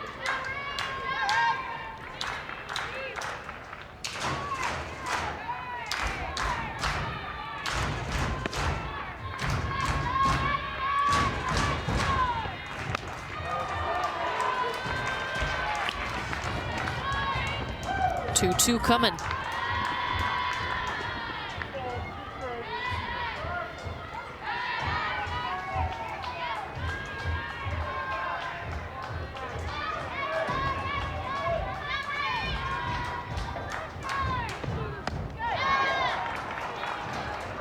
And Rachel Garcia ends it with a strikeout. Arizona scores 3 runs in the 4th inning. They are up 5. How about Arizona right now? They had scored 2 runs in the first 2 games of the series. They got 5 right now. Just put up 3 in the bottom of the 4th. They have some amazing leadership on this team, and some of those seniors, all those seniors are being honored this weekend. 7 seniors, they all decided to return. In their career, they have won 200 games. They've won 79% of the games that they've played. Yeah, there's been a lot of expectations for this Arizona group, and for good reason. You just look at that list, and all of them starters, essentially, if you will. Alyssa Denham, Mariah Lopez, the 2 pitchers that have had just incredible careers, and it's going to be a lot to replace for Coach Candrea and for Arizona, just with especially some of those players. Alyssa Palomino Cardoza, she's been in the program for 6 years. And Kelly Gooden can't beat the throw, 1 away.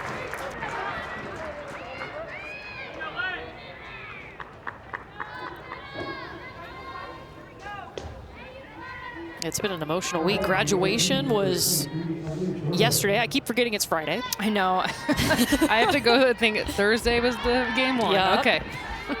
Reset. Plus senior weekend, plus hosting your rival, plus the selection show is Sunday. It was kind of interesting talking to Coach Candrea. He said, you know, I've been at this for a long time, and careers go by in the blink of an eye. He said, with this group, it feels like some of them have been here a while. Well, they got that extra COVID year. You bet. And I think it feels that way because they've all been starters from day 1. I mean, They came in a huge freshman class, and Jessie Harper, what she was able to do as a freshman, Deja Mulipola, of course, Alyssa Palomino, Cardoza, an All-American, 2-time All-American out in center field. So just they're those names that you feel like you've heard about for so many years. And then can you imagine being a freshman and coming in, and those are all coming back? But Coach Candrea said they were all so excited to join this team and learn from that group. Yeah, I think it was a huge thing for the freshman class in Arizona, okay? Especially some of those true freshmen coming in. All right, we get to play with some players that we didn't think we would get the chance to share the field with and learn from them, pick their brains, what makes them so great.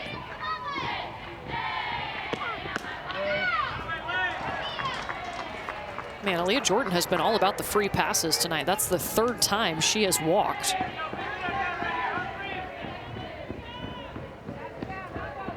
Yeah, just such a force and such a presence, even though not swinging the stick. You get that extra runner on for a Brie Perez, a Rachel Garcia.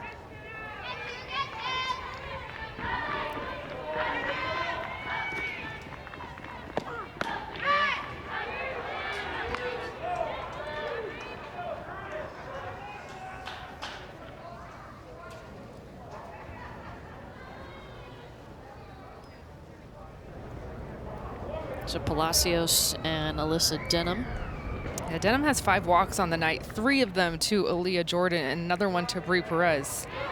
Just being kind of careful at the top of this lineup, and for good reason. I mean, these are 2 of the best hitters in the country. Just a little chat in the circle.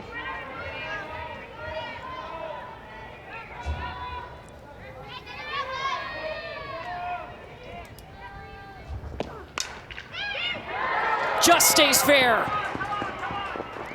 Jordan hustling to third. Owen Perez thought about taking second. It'll be runners on the corners now for Rachel Garcia.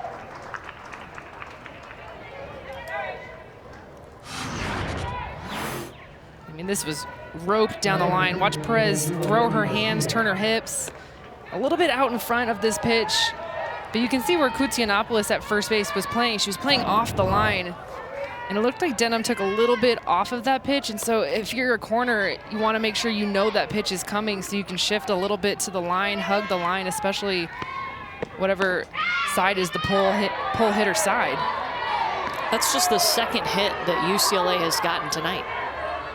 Rachel Garcia had the other. And UCLA has had their chances. I mean, back in the third inning, they had bases loaded, but it was because of a couple of walks issued by Denham.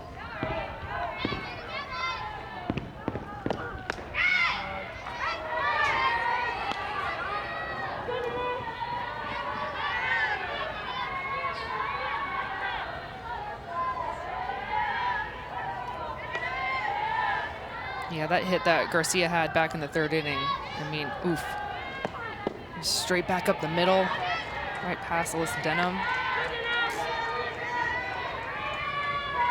It's so crazy to talk about Rachel Garcia. If you were to split her as a person in half and say, okay, you have the pitcher and then you have the hitter, she would be an All-American in both. It just doesn't happen. Crazy. Maybe that's why she's an Olympian. A little bit. A little bit.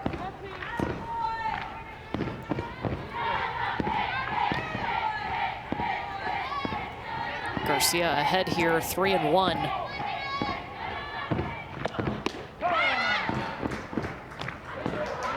Runner going.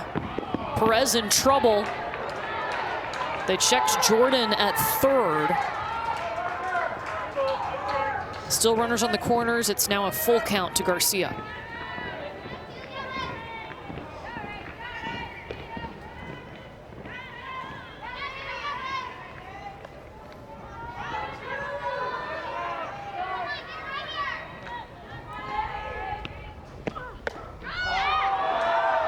Walked her.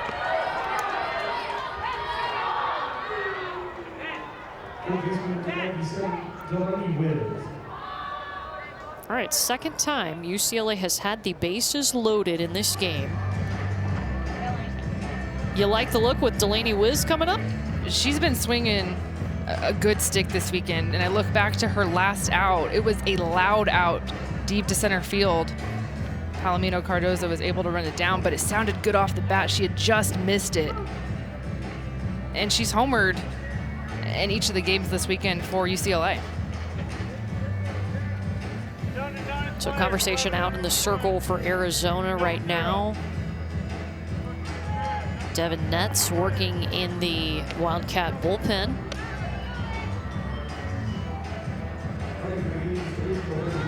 And we've got a pinch runner for UCLA.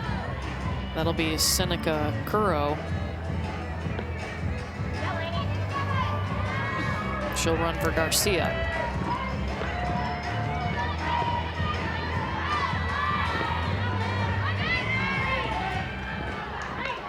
So Denham's gonna have to be careful going up against Delaney Wiz.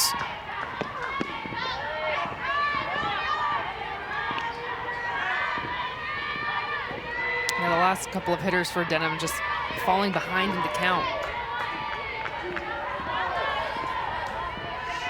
Wiz has homered in both games against Arizona, but hasn't done it tonight.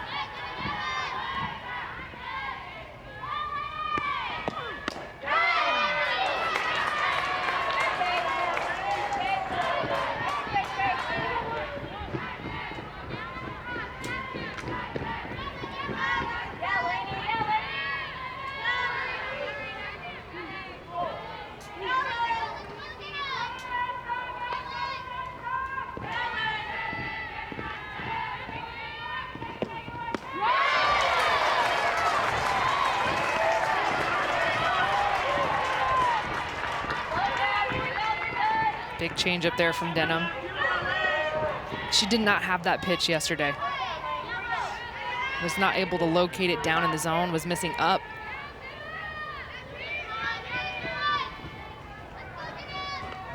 UCLA hit 3 home runs in a row off of her yesterday. Not today.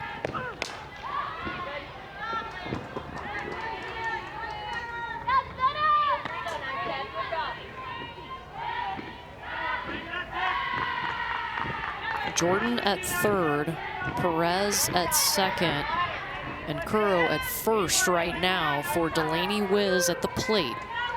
A ball and 2 strikes.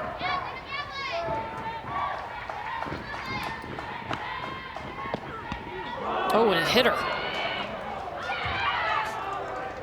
And that's how UCLA is going to get on the board here in game 3 of this series. A hit by a pitch sends a run home.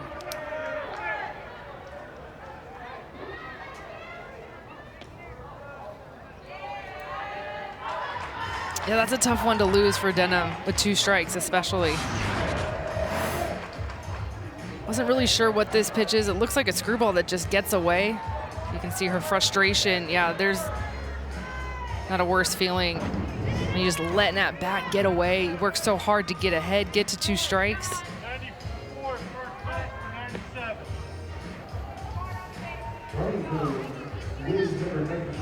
So Lauren Carter is now at first, and Maya Brady at the plate. Game 1 of this series was her first career multi-home run game, and when we say she knocked it out of the park, that might be an understatement. Especially on that second one.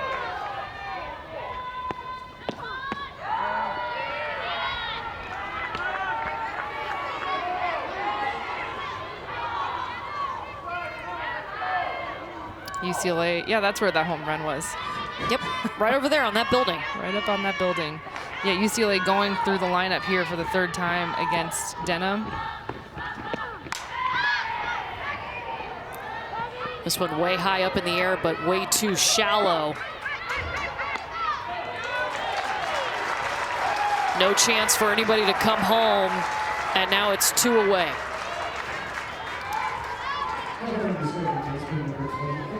She just missed that. I mean, when a ball is that high in the air, and especially dead center field, Palomino Cardoza didn't even have to take a couple steps to go get it. Just kind of stood where she was, waited for it to come down.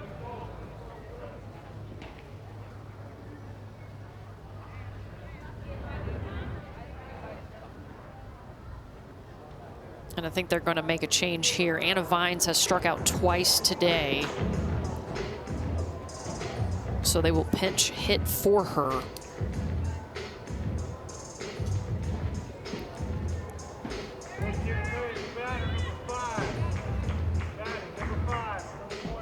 And it'll be Julie Rodriguez. We saw her come in as a pinch hitter in game 2 earlier today. Yeah, she's been an option for UCLA off the bench. I mean, we talked about the Arizona senior class, but UCLA has a big senior class as well. Rodriguez, one of those seniors.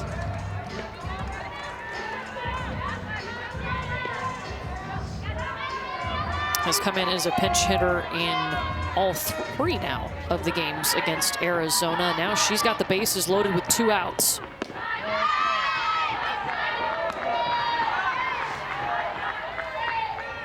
If Denham gets out of this with only 1 run across the board, I mean, her team needs to kind of fire her up and keep her going. That would be some serious momentum, especially as this game goes on later. And as a pitcher, you get Maya Brady to fly out, no harm done, and then you get a pinch hitter off the bench. I mean, Julia Rodriguez, incredibly talented. I've seen her do some serious damage, but a pinch hitter to a pitcher, you're like, okay, I'm in attack mode. Game on. Dayton out in right field ends the threat. Alyssa Denham and her defense dueling. They're up by 4. This is the party that every player wants to be at. It's going to be passionate softball for sure. Back to crown a national champion for the first time since 2019. They get to chase history here. It was UCLA taking on Washington, and of course the Bruins coming out on top to win their 12th NCAA title. That's more than anybody, but guess what? Arizona's got 8. Not bad. Yeah, and you think about the last time that UCLA and Arizona met up, it was in the Women's College World Series because, of course, we didn't have conference in 2020. So it's been a while, but back at it, and man, I'm excited. You see the top 10 right now. Oklahoma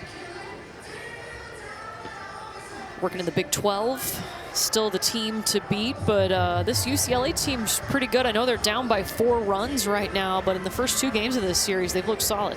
Yeah, I mean, Oklahoma has been ranked #1 for a long time, and the eye test for them, the way they swing their sticks is kind of scary, to be honest. But UCLA, to me, I think is just slightly more well-rounded because of who they have in the circle. You cannot deny Rachel Garcia. I mean, she's so hard to beat.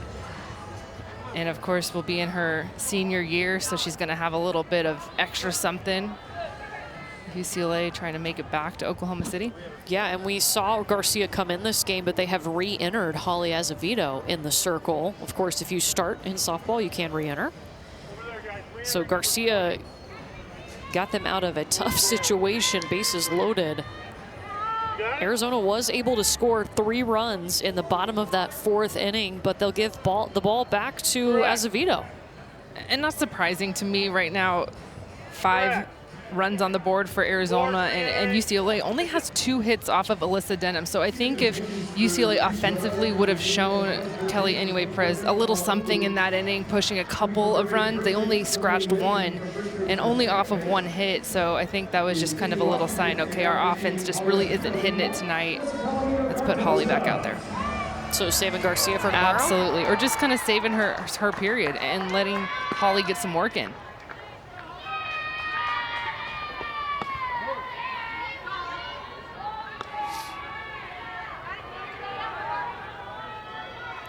I was wondering if we were going to see Garcia start this game. UCLA had done that a couple of weekends in a row, and I think intentionally, I think it's kind of been a conditioning thing, trying to make sure she's throwing back-to-back days because postseason is around the corner, and as a pitcher, you have to do that. It's something that, especially when UCLA has the pitching staff that they do, they don't have to rely so much on Rachel. They have Megan Framo and Holly Azevedo. But I think as you get closer to the mayhem, just want to make sure you're conditioned and you're making your arm work back-to-back days. It's important.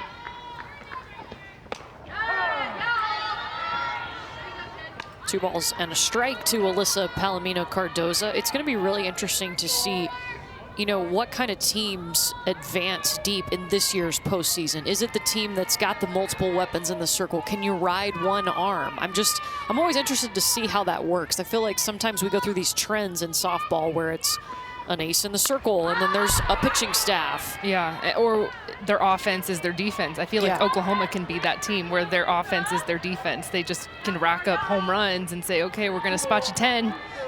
We only need to give up 9. Right. Yeah.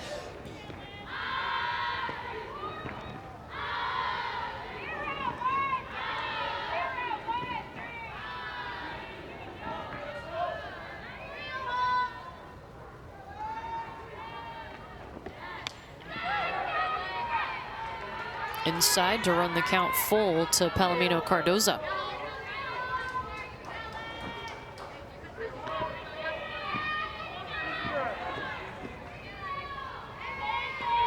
UCLA has a very strong staff, a 1.13 ERA, first in the nation, 19 shutouts. Almost had a 20th shutout earlier today, but Arizona tacked on 2 in the bottom of the inning. Got her.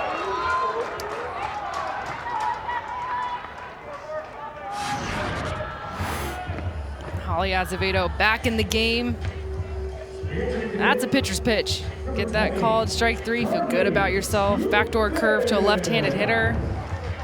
APC thought she had ball 4.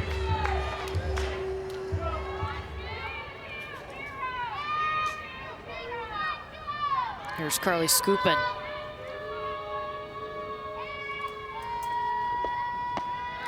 Skupin started off the big 4th inning. She was the leadoff in that inning and got a single.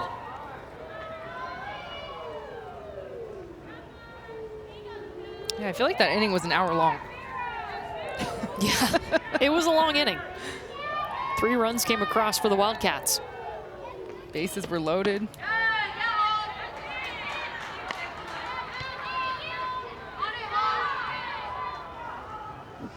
Pitching change always helps. Yep, they almost batted around. Yep.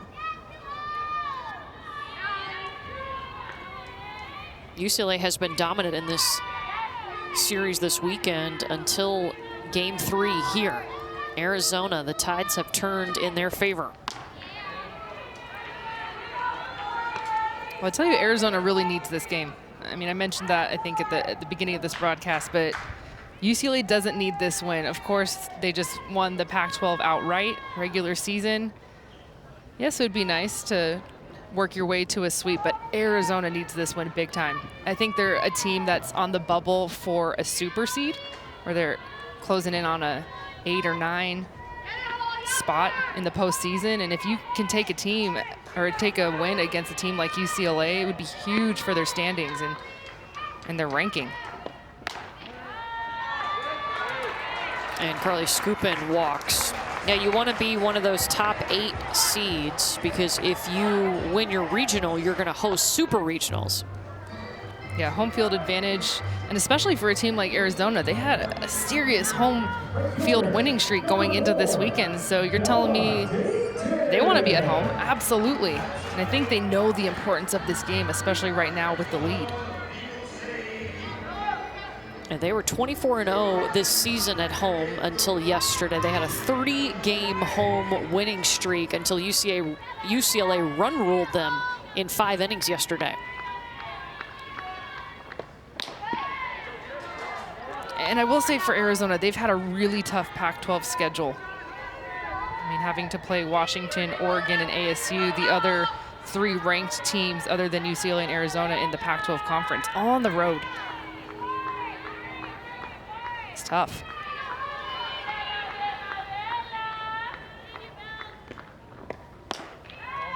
Yeah, they've had their struggles on the road, but we saw them turn a corner last week in the Oregon series. Mike Candrea was very pleased with how they finished that series, taking the last 2 games from the Ducks.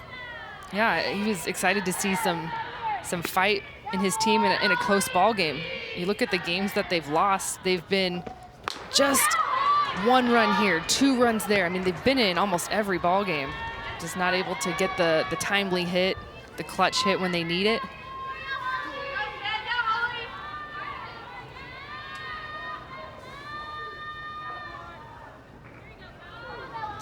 And they're 4-12 against ranked opponents.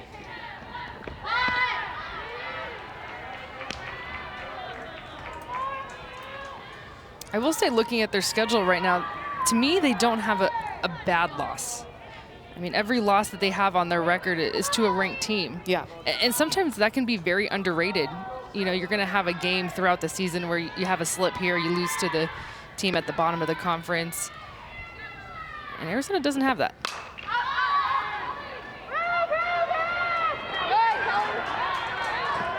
Dayton High in foul territory, and it was caught by Kelly Gooden.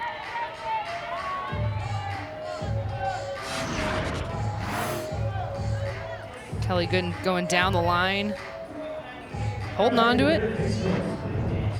Seen her make some incredible plays this weekend out and left. So now 2 outs with a runner on for Peanut Martinez. First pitch strike delivered by Azevedo.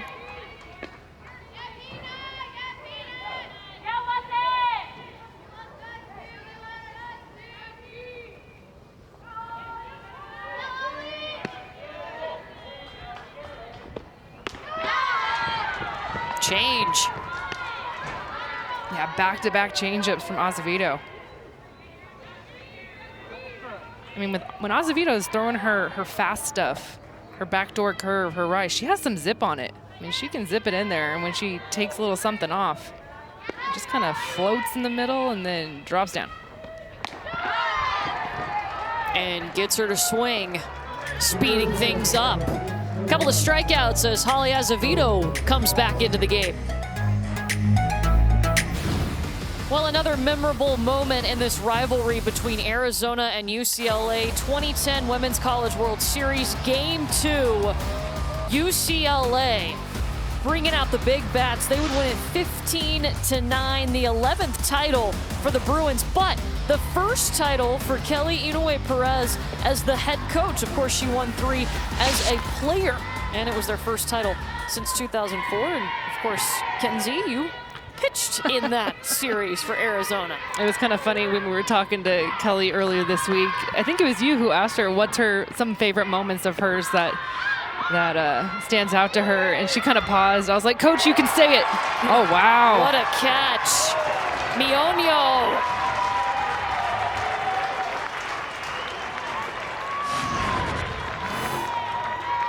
So much talk about what she can do offensively, but I tell you what, she's had some incredible catches for Arizona out there in left field. She robbed a home run yesterday, going down the line with the dive. Wow. Going back to these two programs, I mean, it's been incredible how many times they have met with so much on the line. I mean, even this week, the Pac-12 title was on the line for UCLA. They needed to pick up a couple of wins to do it. Oh, you bet. And we were just kind of laughing on that call and talking about how we've been a part of some of the craziest games. I mean, I remember playing here in the regular season and extra innings, Hallie Wilson walk-off, and then going back to that 2010 series. She kind of paused, and I was like, Coach, you can say it. It's okay. Yeah. She's like, yeah, that 2010 one. I was like, yeah, I know. Game 1 of that series, you threw 190 pitches? All right. Whoa. It's a lot. I mean, it was a crazy series.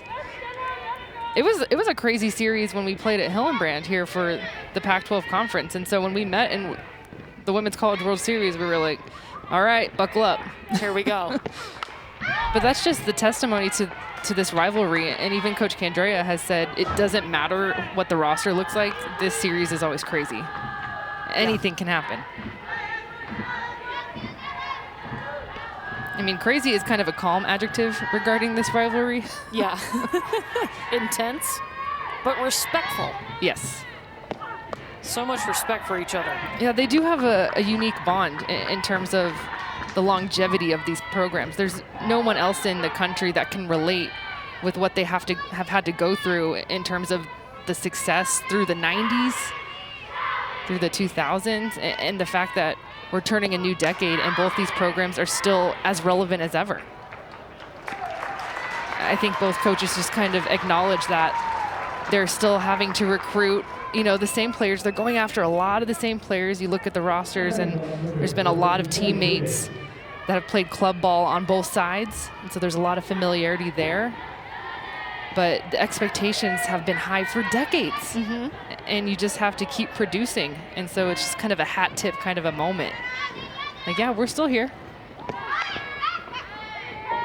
Look, I will say that when we asked Kelly Inoue Perez her favorite moment, one of that came to mind was not just 2010, but 1992. She was coming back from that shoulder injury, and she threw out 3 Arizona runners in that game. And at that point, Arizona was known for its speed on the base paths. She said that was like a personal moment.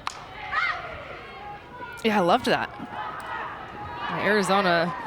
Arizona was really the first team to introduce slap hitters in the short game, and we've seen a lot of that tonight. It's been a big reason of how they've been able to manufacture their runs. But yeah, Kelly was like, I threw out some of those speedsters. I felt good about it. Fresh off shoulder surgery. And I think the rivalry was a little bit more intense just talking to Coach Candrea in the 90s. I think there was some serious heat just because it was so isolated with those two programs just getting after it year after year. And I think as the years have gone on, it's turned into respect, and hey, we'll see you on the other side. Peanut Martinez in time. A 1-2-3 inning for this Arizona defense. Peanut Martinez, how about transitioning from right field and now at third base? Doesn't matter, defensive stud. That's a big play. Well, game 3 of this series has been Arizona's game so far. More specifically, Deja Molipolo's game. In the 3rd inning, a 2-run home run to give Arizona a 2-0 lead. Oh, and in the 4th inning, a 2 RBI single to give even more padding for the Arizona Wildcats. Yeah, off 2 different pitchers. go yard off of Acevedo and then have that shot to right off of Garcia. That's 17 home runs now for Deja. Yeah, she's had 2 today. Remember, they played 2 games this afternoon, and she had a 2-run shot earlier. This is Janelle Mionio. Back to the top of the order is where we will start for the 6th inning. Arizona has looked a lot different. I do think it started in the circle, though, with how Alyssa Denham came out.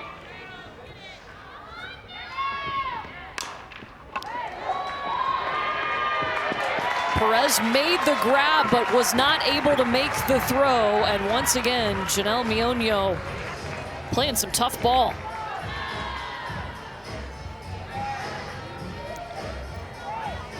I mean, her slap game is so good. I mean, if you're a youngster at home, slap hitter yourself, this is how you do it. And it's one thing because she doesn't swing away. So defensively, UCLA knows, okay, we're going to get a ball on the ground. But she says, nope, I'm just going to put it where you're not.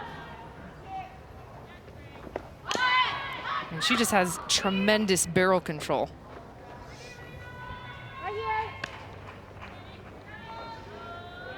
First in the Pac-12 in average, the 3rd highest for a freshman in NCAA history.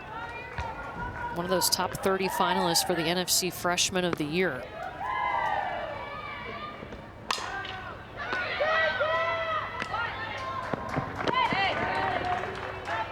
Bruins looking for 2. They will get 1. Mionio going to second. Well, this week on Sunday Night Baseball, it's the series finale as Yadier Molina and the St. Louis Cardinals face Manny Machado and the San Diego Padres at Petco Park. Our coverage begins at 6 Eastern with Baseball Tonight, Sunday Night Countdown on ESPN and the ESPN app. Want to remind you, too, on Sunday, we will have that softball selection show for you at 9 p.m. Eastern on ESPN2. The bracket will be announced. Our amazing World Series crew will be there. Beth Mowens, Michelle Smith, Amanda Scarborough, Holly Rowe.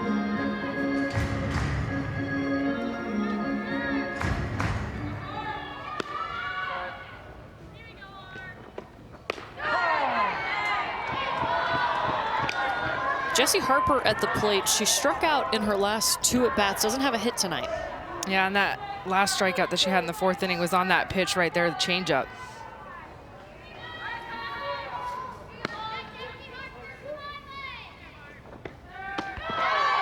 Went to it again. Wow. 3 strikeouts in a row.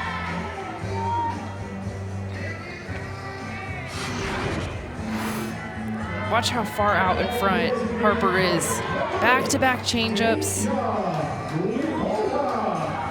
I mean, you can see her start her swing, and the ball's almost not even halfway there. I mean, I think that's a combination of how good Azevedo's changeup is. It is her pitch. That's what she can throw on any count. Hard to hit, but I really think that Harper's just a little over-anxious. I mean, changeup, you're going to be out in front, but she was real out in front. Yeah, pressing a little bit. Yeah. Well, Deja Mulipola has been seeing the ball extremely well. Has Karanko on first, but 2 down.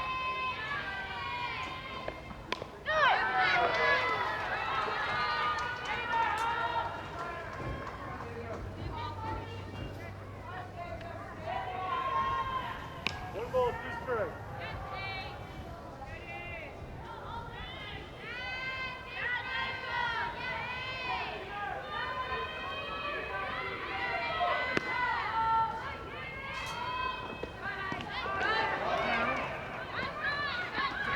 Drop 3rd strike. They will get her. Last chance for those UCLA bats as we move over to the 7th. Well, this is the WNBA's 25th season, and tomorrow on ABC and the ESPN app, you can tip-off weekend continues with a double header highlighted by MVPs. We'll see Candace Parker making her debut with the Chicago Sky, and then Brianna Stewart and the defending champion Seattle Storm hosting Asia Wilson and the Las Vegas Aces in a rematch of last year's final. Already some fireworks in the WNBA scene. Sabrina Ionescu with a buzzer beater. Welcome back to take down the Indiana Fever with 0.4 seconds left. UCLA needs their own buzzer beater here. They are down by 4 in the top of the 7th. It'll be the top of the order: Aaliyah Jordan, Brianna Perez, and Rachel Garcia in rally mode.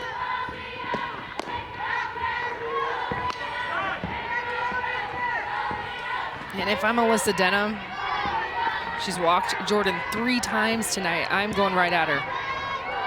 She's got a 4-run cushion. Last thing you want to do is let UCLA try and rally and get a runner on.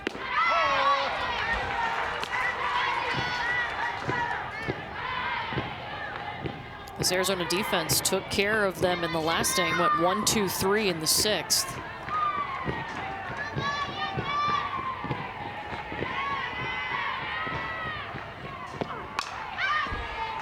I feel like this game feels a lot closer, but UCLA only has 2 hits on the night. Denham's had to dance out of bases loaded a couple of times tonight. And a couple of walks here and there. 3 to Jordan.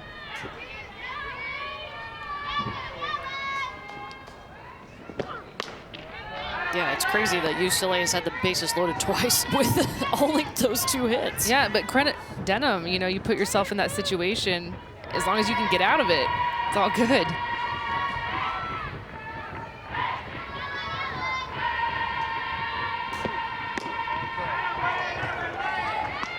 Ooh, I liked that pitch.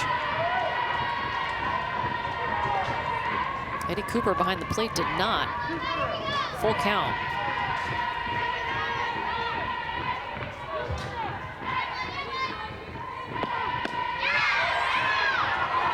How about a 4th walk for Aaliyah Jordan tonight? Credit Aaliyah Jordan. I mean, Denham was not showing her anything inside. Just working the outside part of the plate. And it's one thing to be frustrated as a hitter. You get walked 3 times. You think Jordan wants to walk? No, she wants to crush a home run. Oh, yeah. So for her to lay off that pitch and be disciplined, it just shows why UCLA has her in that leadoff spot. So they will pinch run for her. Alana Snow, number 32, coming in.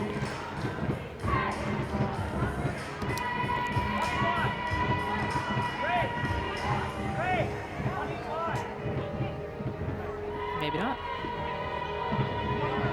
Faked you out. A little misdirect. It's going to be Grace Guzman.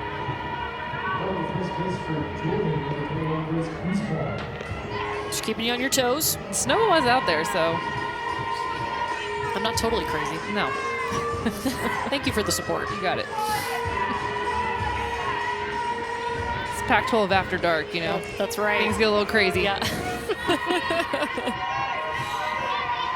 Well, we can't confirm it will be Brianna Perez at the plate. She's reached in her last 2 trips up there to face Denham, walked in the 3rd, and then had a single in the 5th.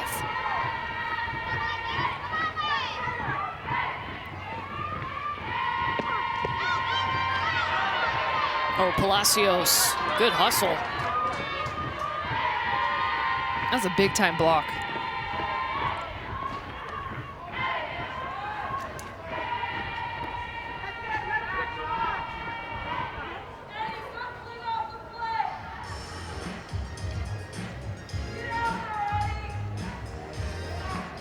Palacios has been catching this non-conference game for Arizona this season.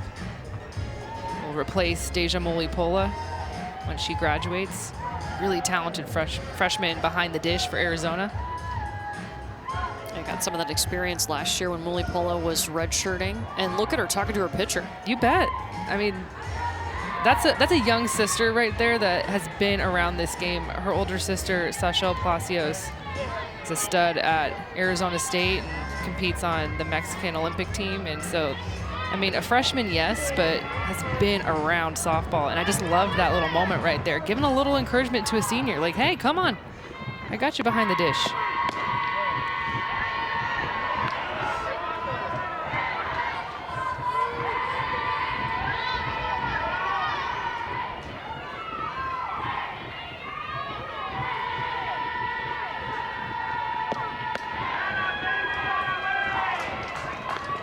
And it'll be back-to-back walks for Denham.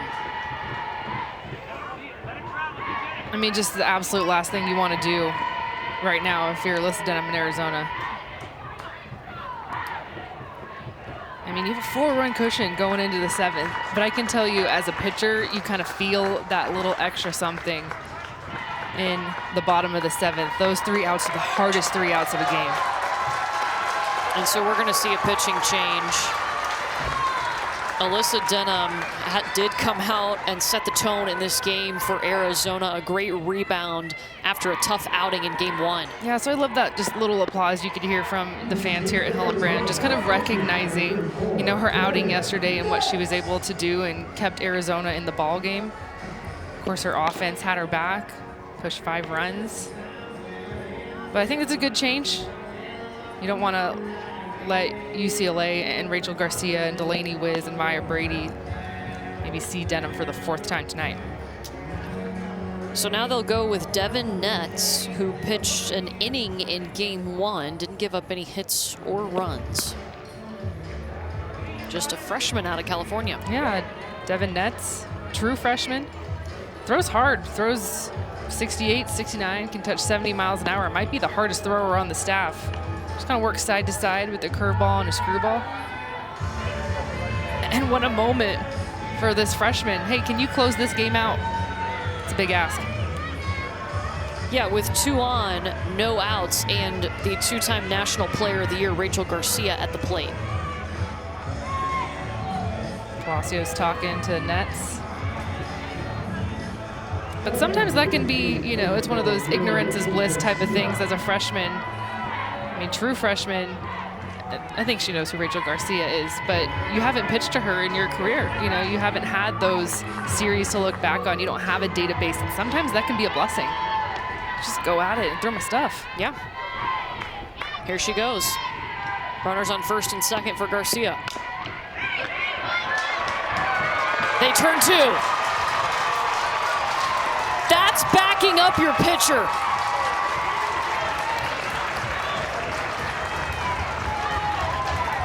Wow.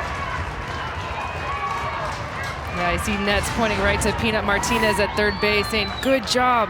First pitch swinging, Garcia, Peanut, perfect positioning, quick throw. I mean, that's a pitcher's dream. Fire me up. Now Delaney Wiz with 2 outs and a runner in scoring position.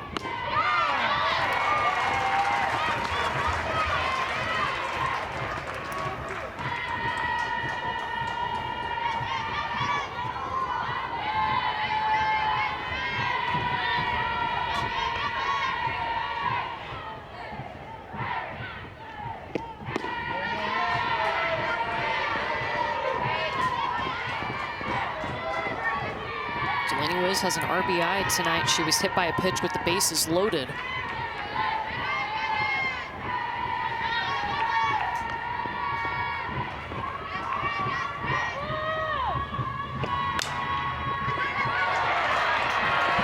Peanut!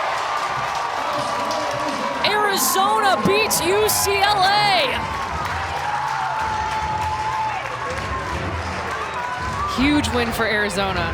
I mean, you get run ruled yesterday, you lose game 1 of this doubleheader, you come back out. Alyssa Denham with the start. UCLA only had 2 hits on the night, so credit Denham in the circle, kind of held in there. And how about Nets coming in getting 2, 3 quick outs? Gotta love it for Arizona. Of course, Deja Molipola with the big hits. Yeah, Deja Molipola's night. She had a 2-run homer to put Arizona on the board, and then a 2 RBI single in the next inning. Mike Candrea and his crew get a win over the number 2 team in the nation. Their rival, Arizona, comes out in game 3, takes down UCLA 5-1 here in Tucson.